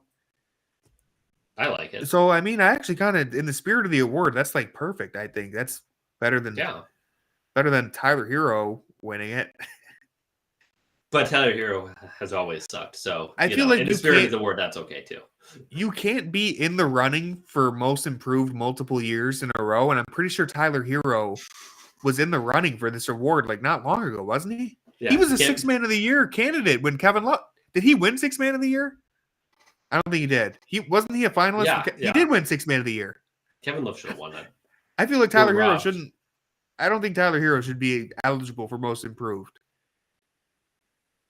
But it is what it is. I mean, I guess if you go from 6 man to starting and you're playing really well, I guess it makes sense. But I feel like Tyler Hero has been good. Driving Jimmy Butler out of town. He's been averaging 20 points per game every year for the last 4 years, and now he's averaging 24. So it's like, I mean, I guess. Just give it to Colin Sexton. Yeah, Colin Sexton. What's going on with Colin Sexton in Utah? How come they won't play him? I haven't seen it. I haven't cared enough to look into it. I watched so many Jazz games last year for whatever reason. I haven't watched a single Jazz game this year. Yeah, I don't care enough anymore to look into it, but they don't play him any minutes. I will say he was horrendous against Cleveland when they played. He played really bad against us. Yeah, well, he's never been on a team with anybody who can do anything with the basketball. Is Lowry like the ultimate bag chaser? What happened to him? He said, I got the bag. I'm good, guys. Yeah, he fell off big time. I did watch because Lowry. Yeah, he was cooking. Yeah, he's down to 19 points per game. And he's shooting 35% from the 3-point line, 42% from the floor. That's a big yikes for a 7-footer. You're shooting 42% from the field. Again, only averaging 19 points, 1.9 assists, 1.5 turnovers. Many people are saying the Cavs won the Donovan Mitchell trade. Yeah, well, been saying it for a while, but have you seen Colin Sexton's per 36 though? The Cavs let go of the wrong guard, guys.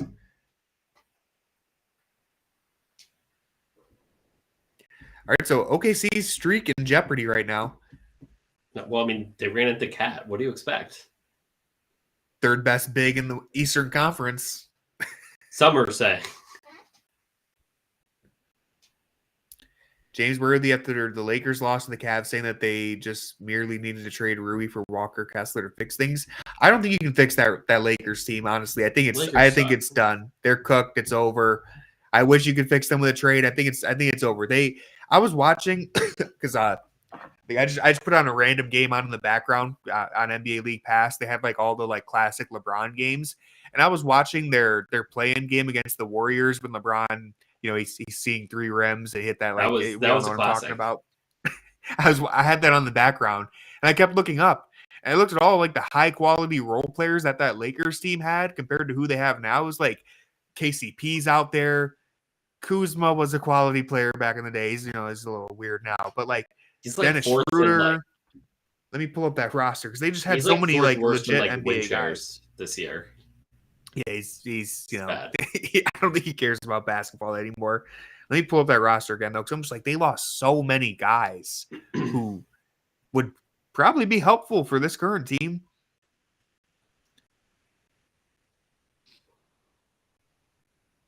Listen, Lowry was good in Cleveland. I liked Lowry. He was just not really in a role that made sense.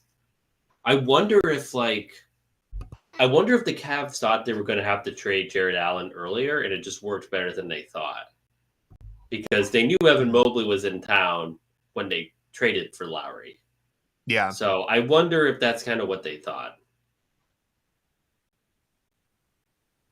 Because they only had Jared Allen for half the season at that point.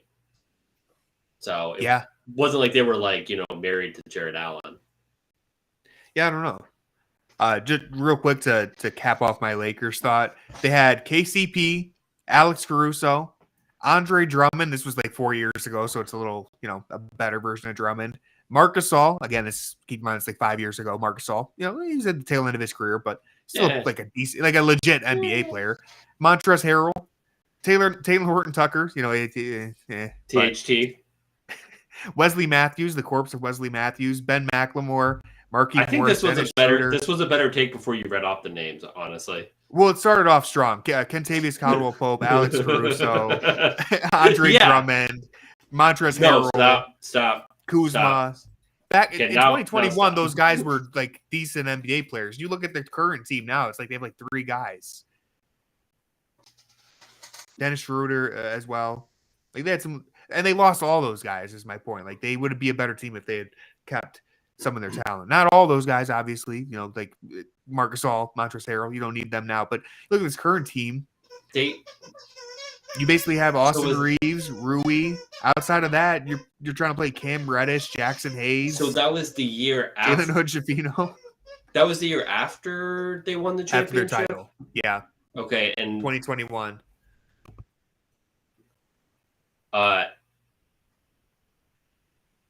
So that year they fell into the play-in because the season started a month after they won the title, and AD was hurt, or LeBron was hurt for most of the season, or something like that happened. LeBron twisted his ankle at the end of the season. Okay.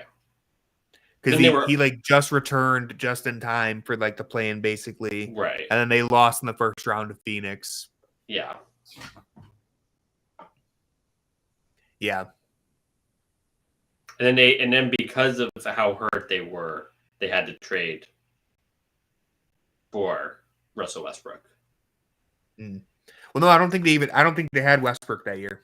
Right. No, but they did it. They traded for him in the offseason because he was hurt because of how much they needed someone who could play 82 games and give a bunch of energy and to win games when LeBron was out. But it's you don't need to win games when LeBron's out because that's just not what you're going to do. Yeah, but Chris really liked, because Chris was on. Chris really liked the trade. Which trade? Dorian Finney-Smith trade. Oh yeah, no, it's a good move for them. That doesn't do anything. For me.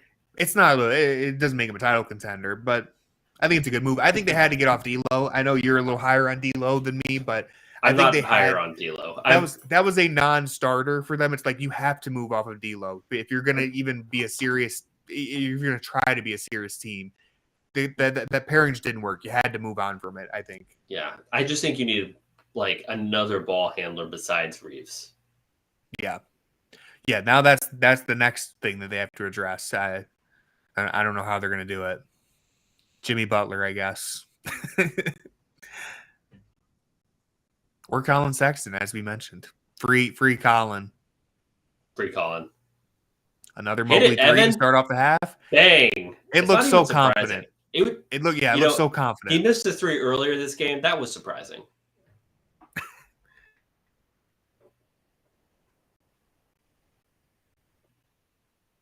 I do think that Colin would drive LeBron insane, though. Yeah. He gets lost so much on defense, but he has so much effort, and I think those are the most annoying people alive. Hit it again, Evan!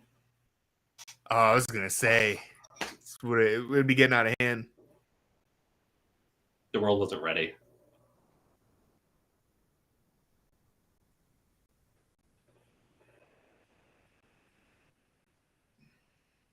think if you Euro step that slow, it should be a travel. Like, against the spirit of the Euro step, if it takes 10 minutes. You can take those 2 steps as slow as you want. I don't think Klay needed to take that shot. There was 10 on the clock. 4-point play.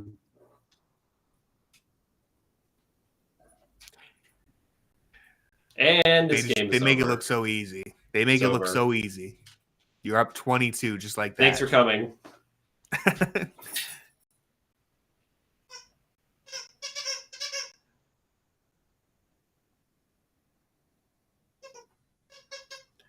Paulo's celebrating with a squeaker. As one does. Celebrating the win. Here you can see him over here, kind of just his butt. I see his tail, yeah. He just wants to hang out with the wall. He knows how cool the wall is. Damn it. It's crazy how quickly they go up by 20. I'm gonna mute my mic so you guys don't have to hear this. Now it's just me. Finally, I can cook. Programming note real quick while I'm remembering it. I have to jump off with like 5 minutes left in the fourth to write the recap. So yeah, don't think it's gonna matter. He's abandoning us for crunch time. Once cleaning the glass considers it garbage time, that's when Jackson bails. So right now, honestly, it's garbage time. I could write it up right now. But I still have to wait to edit your article. I have to wait till update it real quick. NBA.com updates. So on the Sam Vecini podcast, they were also listing out a bunch of Darius Garland stats for when he drives to the basket. I don't remember them all off the top of my head, but I know he was like near the top of the league in a lot of really impressive stats. Just in terms, I think he was 4th in drives per game for guards. I'm assuming. It's a great job by Wade. He was on the ground and then still contested that shot somehow. Yeah, that closeout. I think he was 3rd in like points. I think it was like assists off drives or something. Like the kickouts too. He was like near the top of the league in kickouts per game or per drive. Lots of good stuff for our boy DG, who hasn't always been the best at getting to the basket. I would love to, if the high-low existed, I would love to do a deep dive into his kickouts because that's something that I think we've both complained about it in the past, where every time he gets into the paint, it's like, all right, I'm going to either go up with the floater or give it to the big. Like, there's no, like, I'm going to, spray it out to a shooter the same way that, like, Donovan does. And that's changed this year. So, yeah, it's great. We've seen both of them, like, improve in their opposite ways. Where, like, I apologize for Apollo going absolutely nutty with this toy right now. Usually he just rips the squeaker out. This one, he's really getting the most out of it. But we've seen Donovan. Donovan has improved getting the bigs involved, and Darius has improved kicking out. I don't know if Danny meant this in a serious way or like in a condescending way, but him knowing where people are standing, that actually like really matters. Like the spacing has been so good, and they're not spacing. And I felt like when they were spacing with JB Bickerstaff, it was like they were statically standing. As opposed to now, they're not statically standing, but there's like always a guy in, the corner, like the strong side corner. There's always a guy, but it's not, the guy's not going to be standing in the corner the whole time. There you go, Evan Mobley. So yeah, that does really matter.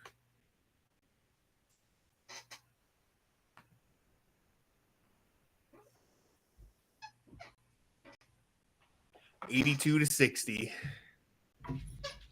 Well on their way to free French fries. Formerly free Mobley in the fries. Inverted pick and roll.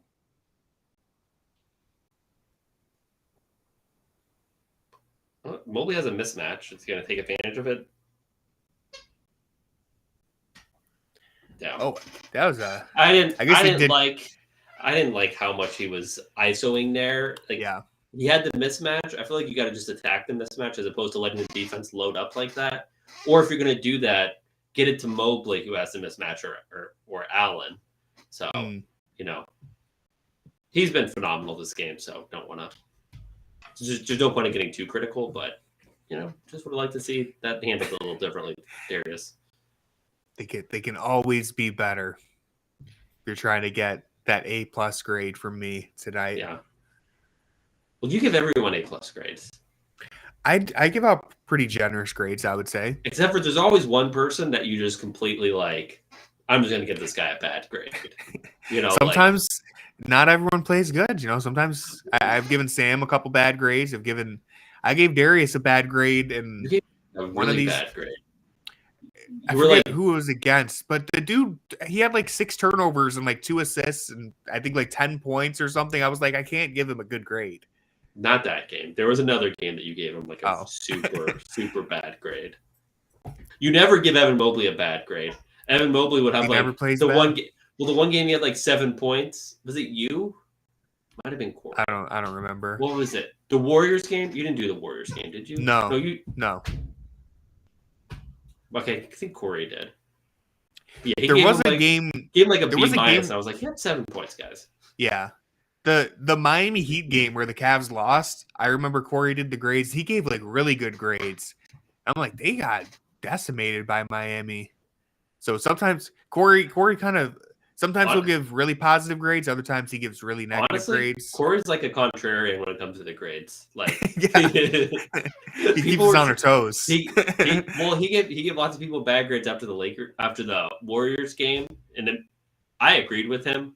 But the comments, they did not agree with them. I didn't read the comments, but I would disagree just because they whooped the Warriors' ass. Yeah, I know the first half was really ugly. They played like 8 good minutes. They played like 8 really good minutes though. Yeah, but the Warriors are really bad.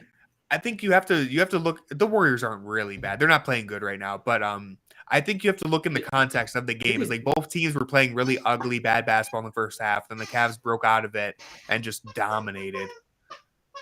Yeah, and this kid's like 9, so that makes it really tough too. Paulo, jeez, man.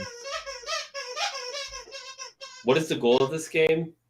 Because they're certainly not racing. Are you sure? Oh no, maybe they are racing. They've never shown the other kid. Yeah, just this kid. The kid, he with like the bleached blonde, he could be from 2001. Maybe Dallas is stuck in 2001. Maybe I should move there. We should move to Dallas. Maybe that's the place for me. There we go. Me and Dan. Tony can't go because he wasn't alive yet. So, Unc wasn't alive. Complete slander. Me and Dan can go though. I wanted to share this stat that I have in my Fear of the Sword article that's going to come out tomorrow because I'm assuming it seems like the Cavs are on pace to hit 125 tonight. We'll see, but either way, last season the Cavs scored 125 points 10 times all of last season. During this win streak, this 8-game win streak that's about to be a 9-game win streak, they're averaging 125 points per game. So it's just crazy what this team has done in terms of the leap they've taken offensively. My favorite stat from my article was the Cavs would be, 21-12 if you only counted wins that they won by 10 plus and everything else was a loss, which would be third in the East. Thunder Knicks getting close. I don't know if I would rather the Thunder streak. I think I would rather the Thunder still be on their streak when they play the Cavs. Because I feel like if once the streak ends, you kind of get an opportunity to reset and you never root for the Knicks. Under no circumstances do you root that's for the fair. Knicks. That's fair. If they're still on their streak, I mean, that game's those wins start to add up. You get tired. Both teams lose. Thank you, Dan. I mean, not all of us are, we do have a Knicks fan in the group. So, Who? You. This is ridiculous. I've never seen Cat do this. You've definitely seen Cat do that. I have seen Cat do that. But I've never seen him play defense. I've never seen him block anybody like Evan Mobley did. Yeah. I didn't see it. I just saw the ball afterwards. But,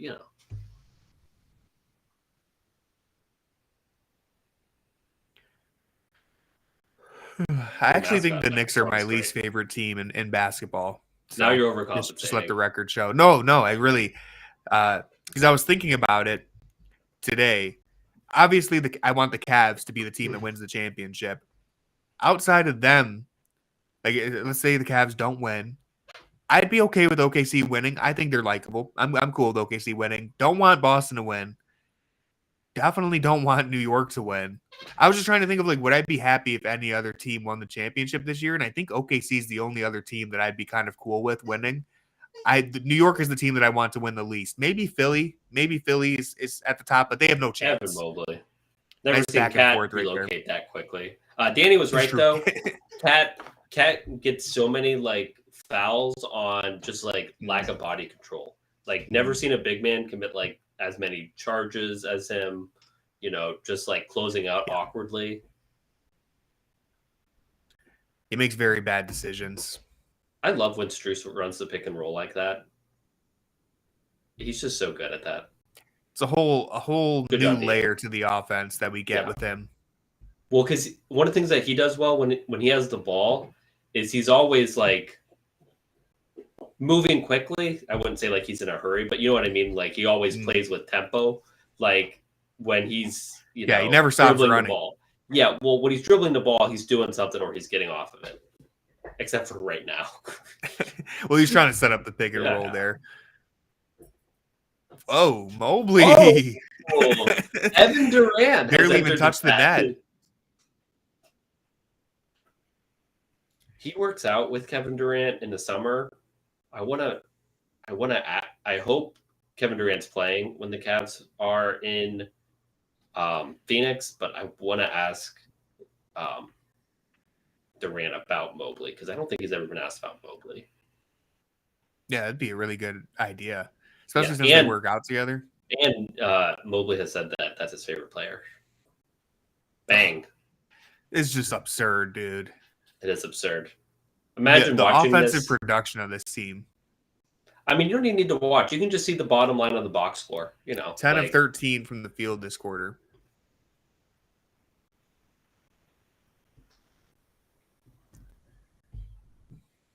Maybe Brad was right. Maybe the Cavs do have. Maybe Brad was right. Maybe they have the best center, best point guard, best shooting guard.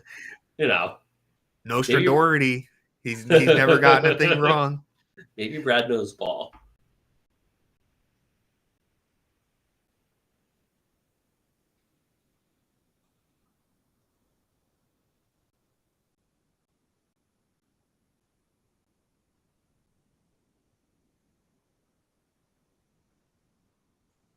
It has to be, it's always funny when like a team has 70 points at the end of near the end of the third quarter, and you're like, oh yeah, they should kind of be in the game. But then you look up and it's like, oh, the Cavs have, what do they have, 95, 93? Yeah, they're about to hit 100. Yeah, so it's like, never mind. This is the point that I was trying to make when we recorded our podcast recently, and I don't know if I articulated it very well, but like you'd look at this and say, okay, the Cavs gave up 70 points. We're still 4 minutes left in the third quarter. Maybe the defense is taking a step back, but because of the fact that the offense is just this relentless, never stopping, never like relenting machine that's just putting up points every possession, the defense is actually it's even more impactful because, like, yes, you're not holding teams under 110 points as often anymore, but you're putting up 120 every night, and it feels so demoralizing for an opponent when scoring is already a difficult enough challenge, but now the other team is just scoring every time down the floor on you. And even though you're managing to hit some shots, like you're still finding yourself down by 25. It's just a different vibe, I think. Yeah, the Cavs definitely do have another gear on defense. Cavs blowing up another team. What else is new? Bang, bang. George Niang, bang, bang. Business as usual. Triple bang.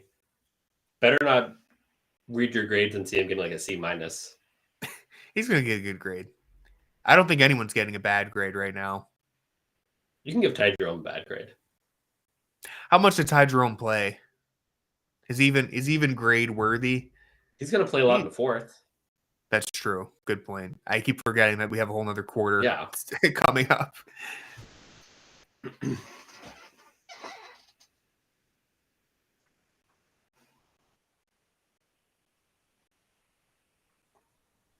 I mean, the Cavs is just the offense is so quick hitting. That every time down, they're getting a good shot. It's just when you compare it to seasons past and the scoring droughts that we would see, like every game, you'd see like last 4 minutes, Cavs haven't made a field goal, and it affects both ends of the floor. Like it affects your defense too when you're not scoring. That Orlando Magic series is like a good example of that, where it was a rock fight. And anytime Orlando managed to score a couple points, it just felt like you were being buried because it was so difficult for the Cavs to generate a clean look. Now it's so easy. Evan is 31, yeah. Hitting some threes, doing a Kevin Durant impression. He might not play anymore, though. Yeah, it might be the end of his night. Ooh. Big block.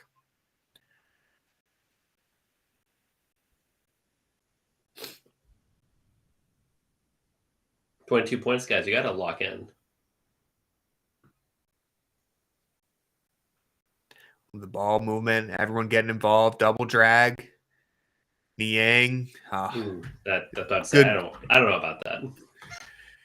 Decent result, but he probably didn't need to force that. Yeah, that was all right. Kenny said, "I've seen enough." Yeah, 19 points. Kenny is quick with the timeouts. I mean, you have to be quick with the timeouts. He's been very quick anytime the opposing team shows life. You can be quick with a timeout when you don't have to call that many. Like when you have a bad team, you can't have to let it go because you can't call timeouts after every time. You can't stop every run. Yeah.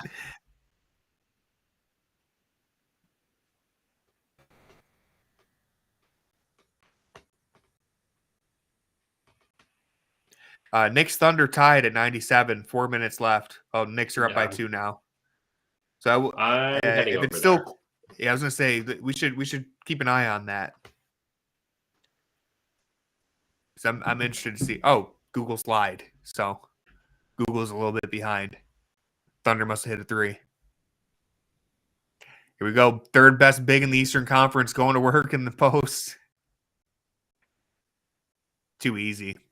Thunder, no size out there right now. They never have any size. That's their whole thing. True, but yeah. Is Hartenstein even out there? No. Is he healthy? Is he available? He's on. He's at the scorer's bench. Okay, I didn't see him. Oh, great take. Yeah. The numbers for the Knicks have been really good recently on the defensive end, and I'm wondering because I know they played a bunch of bums, so I'm wondering if it's because of that or if they've figured something out. Because I don't see how they become a really impactful defense. I think I don't know. I think you're a little too low on Bridges defensively. But it's so tough when you don't have any backline defense, and they have no backline defense. Anunoby, Anunoby's a good wing defender, but you can only do so much. I think just that trio of Josh Hart, Anunoby, and Bridges gives you so much to work with, even if Cat is a pretty big liability. And it's to be fair, regular season way different than a playoff series where a team is going to be able to relentlessly target Cat. He's not being targeted as much. Darius Garland's a very smart guy. He's a smart fella. Not a great Brunson possession. We can ride this one out if you guys want, or at least 3 minutes left here. Probably they're about to go to the Evan Mobley's not even in the game, so what's the point? Who's available? Oh, nice. The reverse passing. They moved the ball really well. Oh, they waved it off. They even played the John Cena music, and then you can't wave it off. You can't take it back at that point. Yeah. Who's I'm pulling up the injury report right now. Who's available for Cavs garbage time? Is anyone that we care about? I'm pulling it up right now in case you don't know off the top of your head. Imani's not there. I believe Luke has some kind of injury. Yeah, it's Imani's out and Luke is out, but Jalen Tyson's available. Yeah, I mean, JT Thor should be available too. He's not on here. We'll see how I early. don't Like, know. I don't even know. I don't know if Need we'll to even see see if the JT charge- Thor Need to see if until the the Charge final. won today.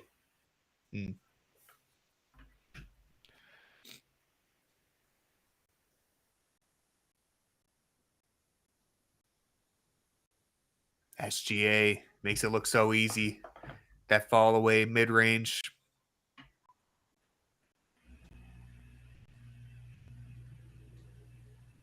So we'll see. Since this is the end of a close game, we could see Karl Anthony Towns kind of picked on right there. We see them trapping Brunson, seeing a lot of success with that. Ooh. Ooh. It's always tough when OKC hit shots, they are like Yeah. invincible because it's, they play the right way in the sense that like they play like they're the Boston Celtics. They just don't have shooters. So, Yeah, that was a big shot right there. It was, I was a little worried when he took it because it was really early, wasn't even that open, but right here, really well timed on that trap right there. Turns it over. Josh Hart just gave him no outlet to get the ball there, and then pulls it in transition. Big confident shot there. The Charge lost to the Greensboro Swarm today.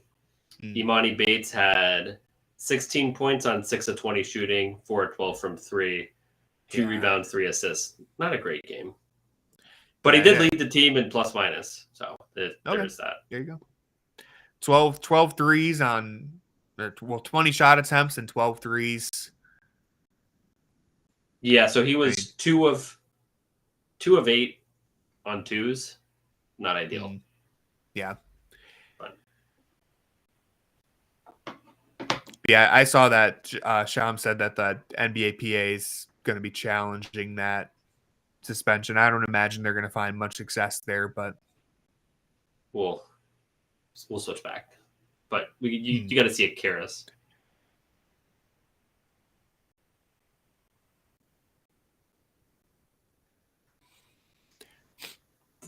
This is such a boring atmosphere compared to what's happening in OKC. Yeah. What can you care about is 17. You might see one of the starters or a couple starters play a little bit of the fourth since it's only 17. Yeah, they'll play until the Mavericks take their guys out. Yeah. Can Mobley get to 40? Can he stat pad enough if he gets back out there? His career high is 41. I mean, 10 more points is a lot. I think so. Because he's going to be playing like 5 minutes. At most 5 minutes, right? LeVert, step back. Whoa. Almost did you got to put that up. Oh. I mean, it wasn't late enough in like the quarter clock.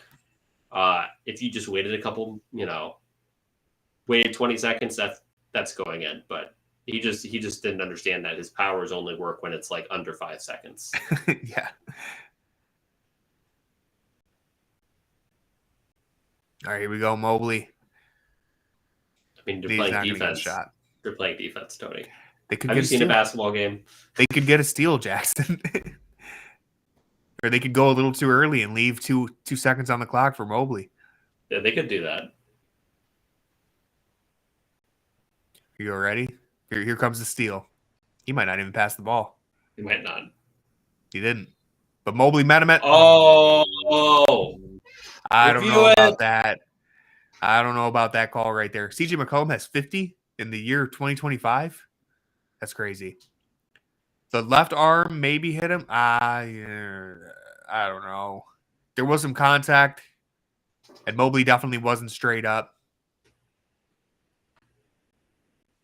Brad says he was straight up. So I don't agree. Who are you going to believe, Tony Pesta or Brad? At a 45-degree angle. Nostra Doherty, he's been on a heater. He got the Atlanta Hawks winning the NBA Cup wrong, but other than that, I can't think of a single thing he said that isn't true. He certainly did. That's still the funniest thing. Like, yeah, I've actually not seen anybody play that's not playing the Cavs, and the Hawks beat the Cavs twice, so they have to win. Hawks are a title contender.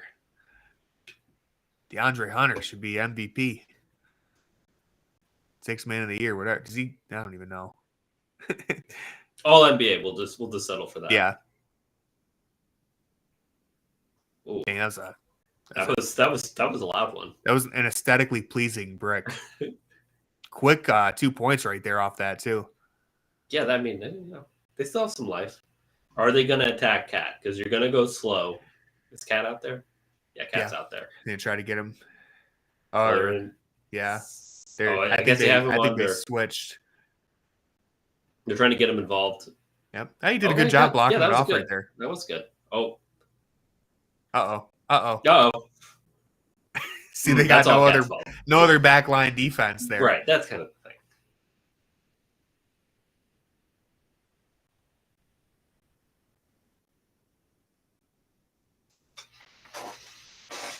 Loose handle, ugly shot, good result. Yeah, it's a little helter-skelter, but it got there. I mean, Josh Hart probably shouldn't have reached right there. Cat doesn't really do a bad job, but it's they have no other size behind him there. So Hartenstein, like they went out of their way to switch Cat off of Hartenstein so that he wasn't in that first pick and roll action. But then the result is you have an undersized guy guarding their big, which OG Anunoby does a good job usually, but you can't make up for that size on a post hook. I mean, it's just tough. All right. I think this is over. Yeah, I think OKC's on their way to 13-14 in a row. I think it's their 14th win. Oh, my favorite part of Cavs games now is watching the opposing team's fourth quarter hype video. Yeah.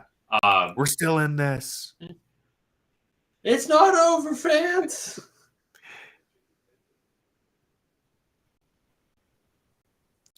Featuring players who aren't even on the court. That's always so sad. Because then you're reminded of Kyrie's not walking out that door. Yeah, you're just reminded oh yeah, I paid tickets thinking that I'd see Luka and Kyrie. Oh, he's that fan's into it. Yeah, there we go.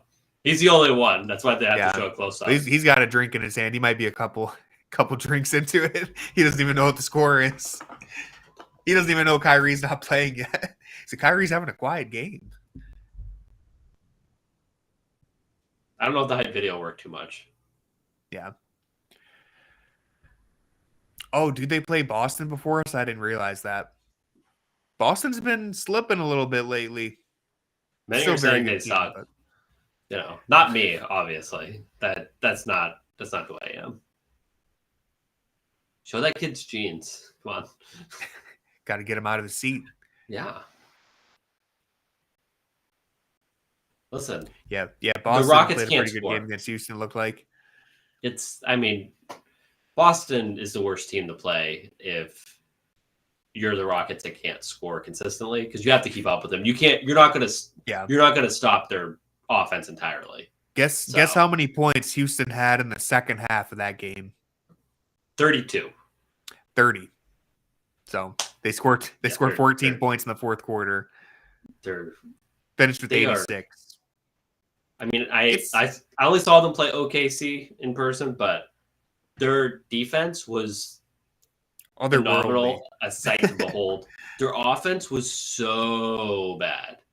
They're 22-2 in the Western Conference, strictly off the fact that they're just an insane defense. Can the Cavs stop Grimes? I'm sure they can if they wanted to. And they're making a push, as John Michael just said. It could be down to 13. So listen, the thing is, when you have a game like just this, baptized Allen for no reason on that good for him. When you have a game like this, the other team just has to hit 2 threes in a row, and it's oh yeah, it's over. So, there's always going to be a punch, counter punch. Yeah, basketball is a game of runs, as Eric Spoelstra says. Yep, so true, King. All right. Nope. On the floor. Yeah. So the Cavs are. It's still, we're not even halfway through the season, but they're running away with that first seed in the East. Yeah. Well, that's what happens when you never lose.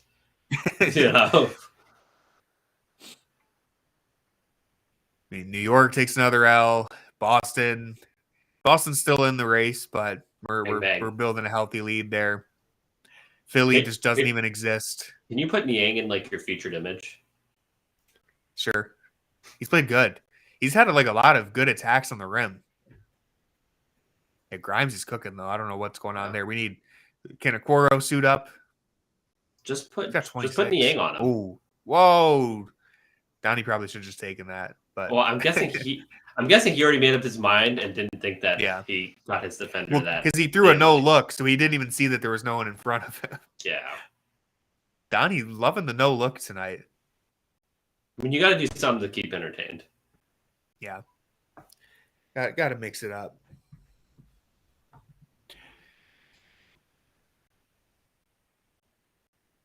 Good pass from Dean Wade. KC1, yeah.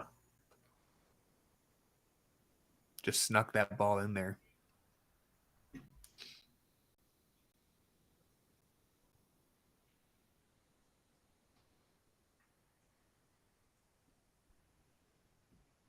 Wow, that's a tough shot. That was a tough shot. So, good for him. That was a lot tougher than the one that he just passed up like 2 seconds, the possession before that.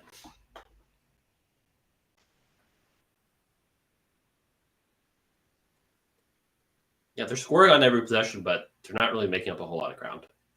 Still down 15. Yeah. Still down 17. Allen going to work in the middle of the paint.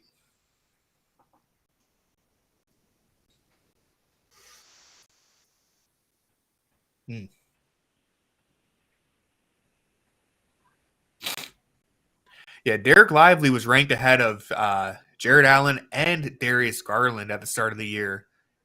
Whose ranking was that? I don't know. Let me see. I know Fear the Fro posted. I think it might have been ESPN, so I'll pull it up. Didn't you write about that, or was that Corey? I think I did. Wrote about that? Yeah, one of us did. I think it was me. Or Darius, or there was a bad Darius Garland one that you guys wrote about too. I like Derek Lively a lot, but that was a little ridiculous. All right, 12 points. It's getting a little closer. Yeah, Cavs need to respond at some point. It feels like they've scored every time they touch the ball. So, yeah, I believe it was ESPN. Well, ESPN had the Sixers as the best 3-man. Had them as like 3 spots above the Cavs as best cores or whatever. McMahon was the one who wrote the blurb for the Derek Lively ranking. Now, he wasn't solely responsible for ranking him there, but I can't see who wrote the other ones. I think Bobby Marks, I feel like, wrote the Cavs ones, if I'm remembering correctly. And it was, reading the Jared Allen one, it was really silly. It's like, if the rankings were based on the games played from January 3rd to the All-Star break, Allen would be in the top 50. He was ranked 73rd. And then they list his numbers during that stretch, and it's like 1 point per game lower than his season total, like 1 rebound less. It's just like, so if he averaged 1 more point, he would have jumped 23 spots. It's silly. Yeah. So Jared Allen was 73rd on that list. Derek Lively was 56th. DG was 57th, which he shouldn't have been ranked that low, but we can be fair and acknowledge that DG had a horrible year last year. I'm fine with with Garland's ranking. That's fine. DG played really bad. They lowered him quite a bit. It was really bad. Like, it's hard to accurately talk about how bad he was without making it seem like it's a personal attack on him. He was so bad. Yeah, I talked about DG towards the end of yesterday's stream, just how bad he was and how it's like start to finish. There was something going horrible for him. But it started off, it was the turnovers, the 3-point shooting was horrible. So much. Like, even good games, he'd have like 6 or 7, and you're like, dude, you can't do that. Like, he wasn't putting up wasn't like Steve Nash with 13 assists. Yeah, and then he fractures his jaw. Yeah, he fractures his jaw, comes back, the finishing completely disappears. The 3-point shooting returned, but his finishing was horrible. The turnovers were better, but he just wasn't creating advantages. Yeah, no activity, no confidence, especially. Zero confidence in himself.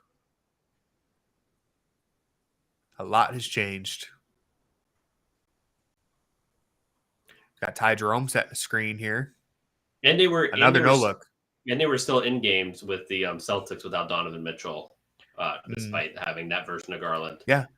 Yeah, and you know what? DG was actually He's a chill dude. he had like a his series against Boston was interesting because like he wasn't a disaster like he was for many regular season games, but he was just too quiet. He actually put together like a solid game against Boston. I think game 5. Oh, Karis. Karis LeVert. I told you he drew Michael Jordan tonight. He hit the no look, the backwards and one. He's looking at his hand. He just as surprised as us. Ty Jerome had to get a better look at it at the end. Ooh. That was the insane. left hand too, yeah. Just cashed it. That's a great great shot. Finally got to use it. I like that he does like the Kobe finger. Yeah, the what are those called? Like the finger wraps. I have no idea, but I can't imagine it actually like helps you in any way. You know, like results speak for themselves, Jackson. Like, that's true. You know, Kobe Bryant, Karis LeVert, things of that nature. The gap isn't that big when Karis is rolling. I think Karis LeVert could score 81 on the right night. I thought that you were going to say I think Karis LeVert's better than Kobe, and I was going to say now we're talking. Get Karis LeVert on the right night. He could hit 81. That was a nice pass by DG too. You know, Karis just needed the opportunity to take 28 shots a game.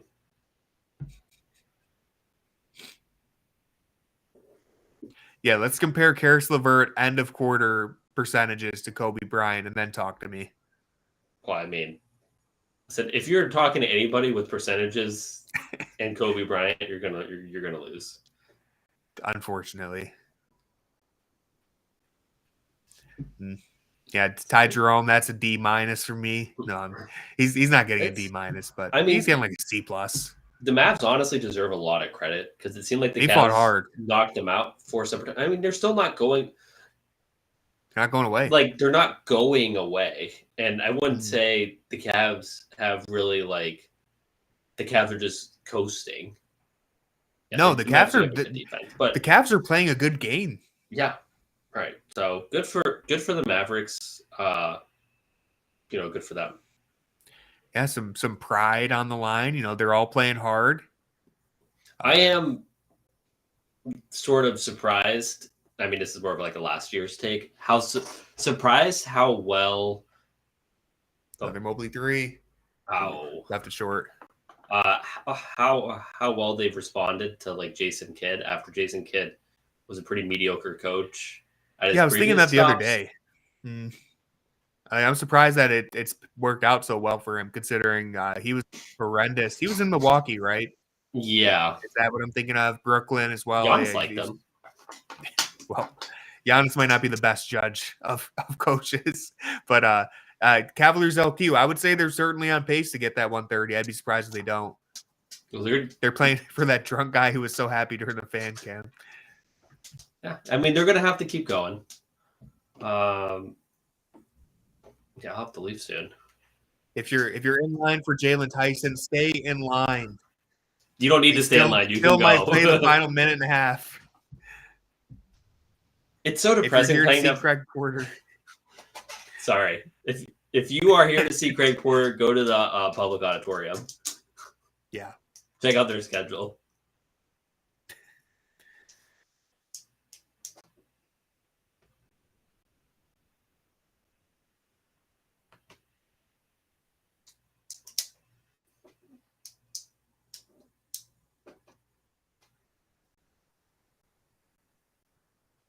Is this the same DJ? I hope not.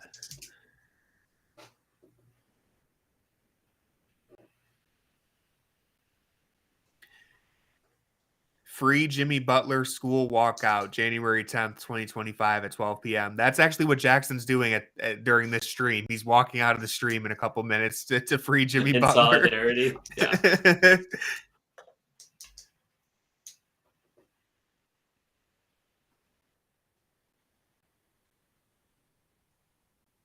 I mean, I don't know how you could be like a Heat fan and like back Jimmy Butler after him basically saying in like press conferences, like, I don't want to be here. Please trade me.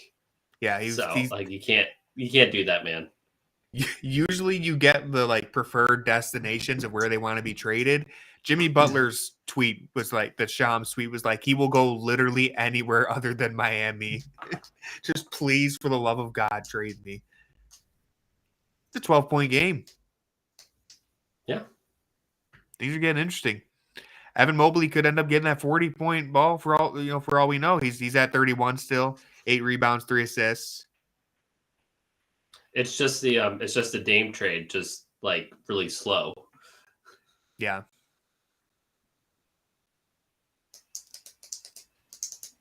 George Niang has 15 off the bench. Ty Jerome's got 7 points, 4 assists. Max Strus has 7 assists. Garland and Mitchell Garland has 14, Mitchell has 15. They played really well. They're just pointing out that low scoring games for them. You should give them C minuses. Yeah. B pluses. Well, they're both. Everything's on the table. Garland's only taken 9 shots. Mitchell's only taken 11. But they've combined for 14 assists. Harris. Call a timeout. You draw a play for your best player. That's what Kenny Atkinson did.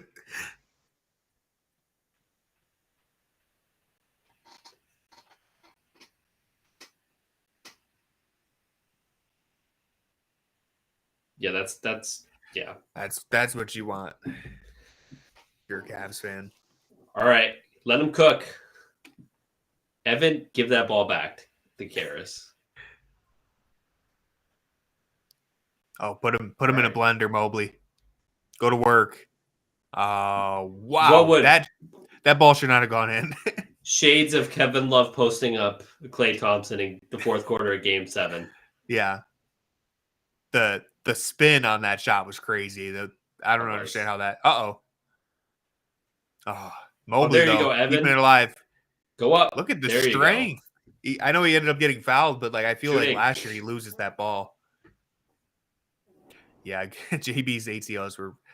I'm pretty sure there was that stat that I saw that the Cavs were by far the worst in the league after a timeout, like a play after a timeout. I don't know what he was drawing up. I'm gonna blame Luke Walton. They were even worse when it was a situation where they knew the other team was going to foul them. They were way worse. They should have lost to the Mavericks on the Max Strus game because they were up. Yeah, they were up 2 or something like that. And they turned it over, and they couldn't get the ball inbound. Yeah, must have been up 1 because. Yeah, any situation where they're up by 1 or 2 at the end of the game, they have to inbound it. They would turn it over every single time. And it would be so weird. I'd have to look at one of the plays to be able to break it down again off the top of my head. I don't think I can, but it would always be one guy's moving. And everyone else there's 3 guys standing there, 1 guy's setting a screen, and 1 guy's moving. And if he's not open, it's just Hail Mary, throw it up there, 50-50 ball. And they went through this phase where he would always put Jared Allen out there to just stand right in front of the guy inbounding because they knew that nobody would guard him. And then it's well, Jared's going to miss these shots because he's not a good free throw shooter. So, and it was bad. Anytime the reverse situation where they needed there's 2 seconds or, under 10 seconds left, we need a shot. You call the timeout. I remember the play against the Clippers. It's again, 3 people standing around and someone set a screen for Strus to get open in the corner. And it's well, there's only one action happening. That was so bad. Everybody, there's only one action recognized that 10 minutes early. That was bad. Yeah. I didn't want to think about predetermined. That. Yeah. Ooh. Yeah. So the Cavs, up by 17 again. Thinking Craig Porter starting to. I think Craig Porter went back to the bike, get himself warmed up. Oh yeah, that's what I'm hearing. That's what you're hearing. I don't see him on the bench. Ooh. Darius said Craig Porter's going to come in. Nah, not on my watch. I think Jared Allen's about to do something on defense. I have a feeling. Oh, told you guys. That was nice. Yeah. Jared Allen's blocked a lot of dunks this year.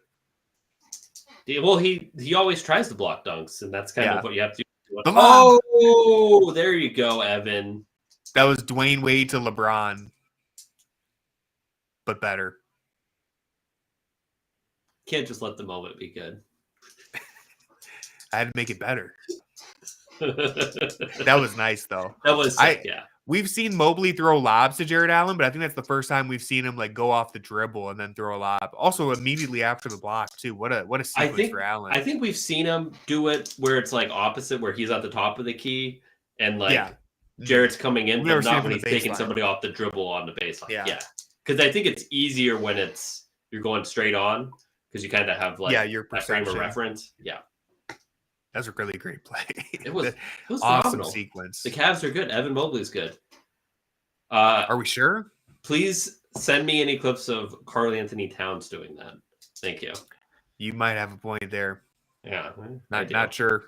I'm not sure if there's any Rudy Gobert lobs that were caught from Karl Anthony Towns. I need to stop bringing up Karl Anthony Towns so that I can like spring it upon you when you forgot that you had this tape. Like that's keeping it too fresh in my mind. Right. So I need to stop. That's the end game for this.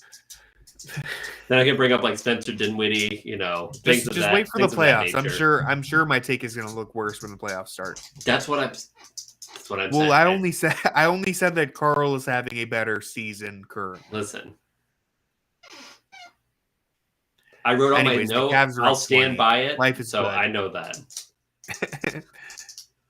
Jared Allen had a great game tonight too. I feel like. Yeah. Evan isn't good. He's amazing. Danny, I like that you bring up the energy guy thing.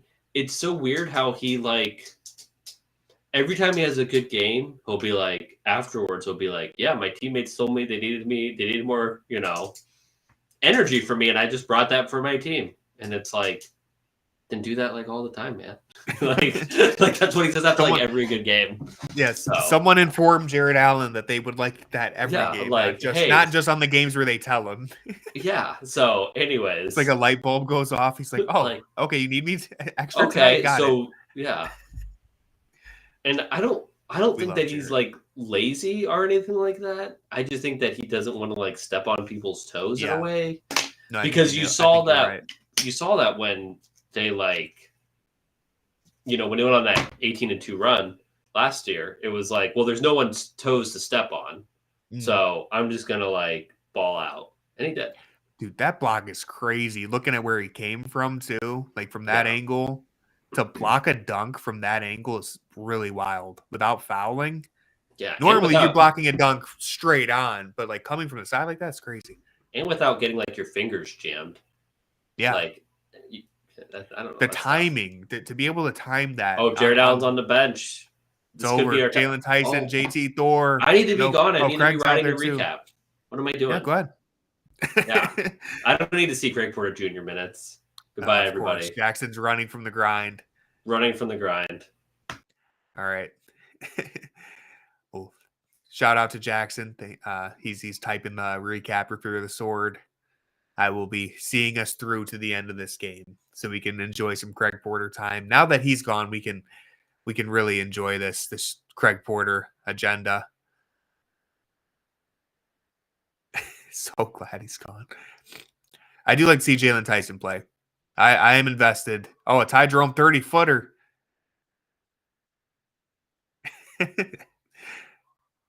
Took all the way to the 3-minute mark of the fourth quarter, but Ty Jerome did pull one from 30 feet. In and out that time.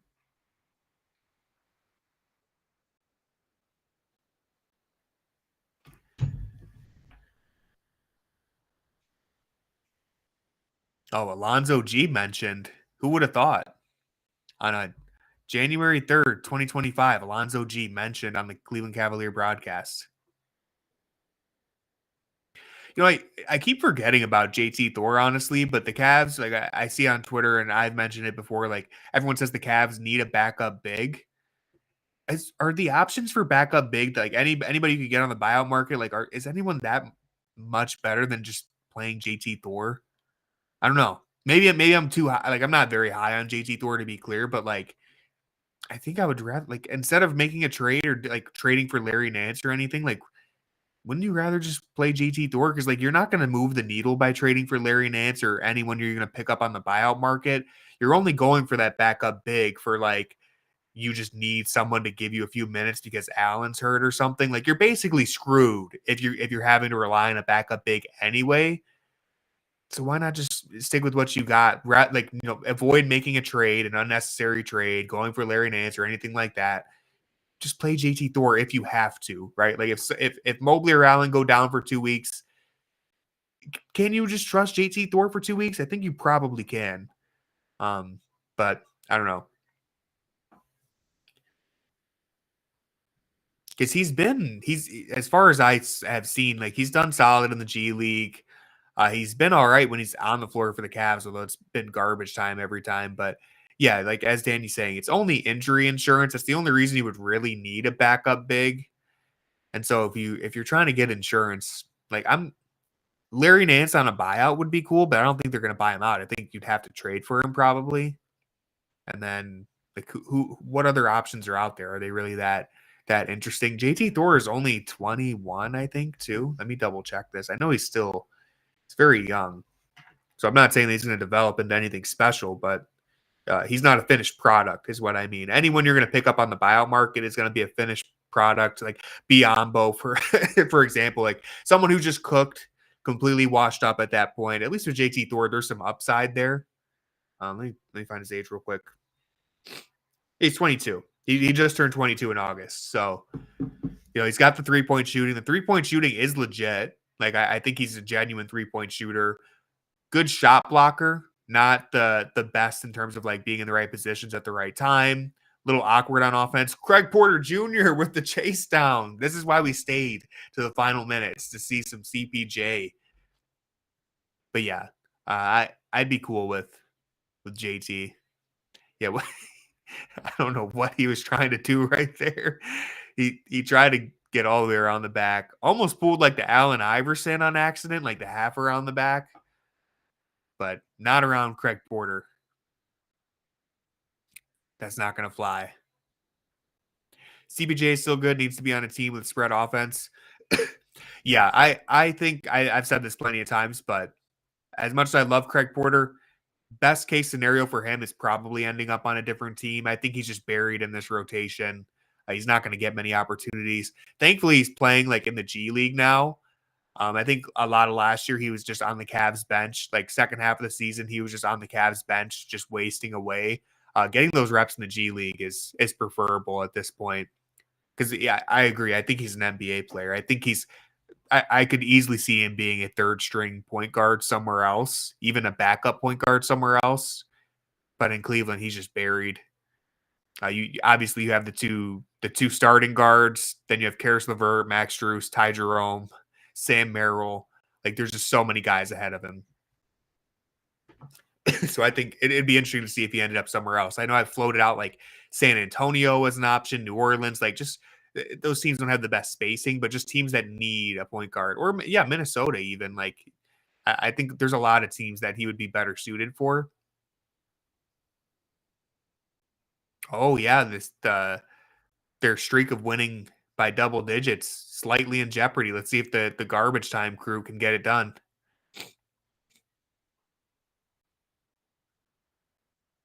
Nice. Ty Jerome making it happen. Oh, thought we were going to get an M1 there. Yeah, I like that Craig is actually getting run in the G League. I think he only played one game last year, maybe two with the Charge. And obviously he was playing good enough to be on the floor for the Cavs for like long stretches, so that's why that happened. But as far as his development goes, I would prefer him if he's not going to play on the NBA court, like at least let him play in the G League and get some reps. So this has been a good approach. Luke Travers too. Keep forgetting about Luke Travers. It's weird to get high on like these G League guys, but I think the Cavs have picked up a lot of really interesting two-way guys, whether it's JT Thor, Luke Travers, and you have guys who aren't on two ways, but are still, kind of in that tier, like Craig Porter and Jalen Tyson. There's a lot of interesting guys. And if even if one of them hits and becomes a rotational player, that's a huge win for this Cavs team. I think they have a lot of different lottery tickets. As I think Carter Rodriguez has a lot on the Chase Down. Like they've gotten themselves a lot of lottery tickets that they're holding on to. Because of course we haven't even mentioned Amani Bates. He's obviously just as exciting as any of these other guys.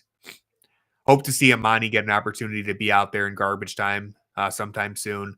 He just returned from his knee injury, so I'm assuming they're working him back slowly. And he's still a very raw prospect. We've talked about Amani a lot, but he could really use, like, speaking of reps in the G League, Amani definitely needs some reps in the G League before you throw him out there. So I do hope maybe by like February, March, we start to see him get the occasional run, even in just minutes like this, garbage time minutes. Let him get some reps against NBA competition again. Yeah, Danny, that's a good point. Like the Nuggets just kind of failed that as far as like building around the margins. It's what you got to do, especially the Cavs. Like they've already committed so much of their salary cap. They've committed all of it to their core players, right? So you don't have many opportunities to improve outside of internal development and finding these hidden gems. Like even Dean Wade is like a good example of this. If we're going back farther, like Dean Wade, Sam Merrill, they have found some gems already. And they have a couple more that could be uncovered. So yeah, Kobe Altman. Kobe Altman's gotten a lot of heat, especially this summer was probably the most heat that he had been taking. But all things considered, I know it's easy to say when the Cavs are on the verge of being 30-4 right now, but the man built one hell of a team, top to bottom. I mean, this roster construction turned out to be pretty stellar from Kobe. And I've been critical of him at times, not as critical as some people, but I mean, go back to when everything started. Just him constantly finding talent, constantly taking chances on like Dean Wade, Sam Merrill. He's done a real good job. Danny's got 2 criticisms. Let's hear it. I think he waited too long to fire JB. The Drummond thing, I can defend the Drummond thing slightly in a second. But I think for me, the second criticism would be taking too long to fire JB. But all things considered, you ended up with Kenny, so I'm not upset about it. Whoa. Tried to put Tristan on a poster to end the half here. Yeah, waited 1 year too long to fire JB. I agree. See, Jalen Tyson understood that the double-digit streak was in jeopardy. He had to get us one more bucket there to confirm that we would win it. We would win it by double digits, unless they had a 3. Jackson's back. Thank you, everybody, for joining. The Morris twin almost ruined our double-digit streak. Was never close. Yeah, but we wanted to win by double digits. It's 9 straight by double digit. Weren't scared. 30-4. Yeah, that's a great stat right there. Yeah, thank you everybody for joining. I just wanted to say bye, basically. So yeah, you left without saying bye. Well, I did, so Yeah. Thank you for coming back and writing that wrong. Everybody go to Fear the Sword shortly because I'm still writing the article. But go to Fear the Sword tomorrow. Tony has a good article about the Cavs 3-point shooting. And Tony will also have the grades. I don't know if those are going to be good or not because I haven't read that yet, but I have read the 3-point article, so I know that's good. Thank you. Thank you for your faith in me. Yeah. But yeah, make sure you guys go to Fear of the Sword. Jackson's going to have the recap up soon. There's plenty of great Cavs content on there. Check us out on YouTube. Check out the Junkyard Pod. It's under my name, Tony Pesta. Thank you for being here. This was a fun stream. The Cavs just keep on winning. What can I say? They're 30-4. This has been a stellar start to the year. And yeah, hope everyone has a great night. I'm going to go ahead and type up these grades and go Cavs.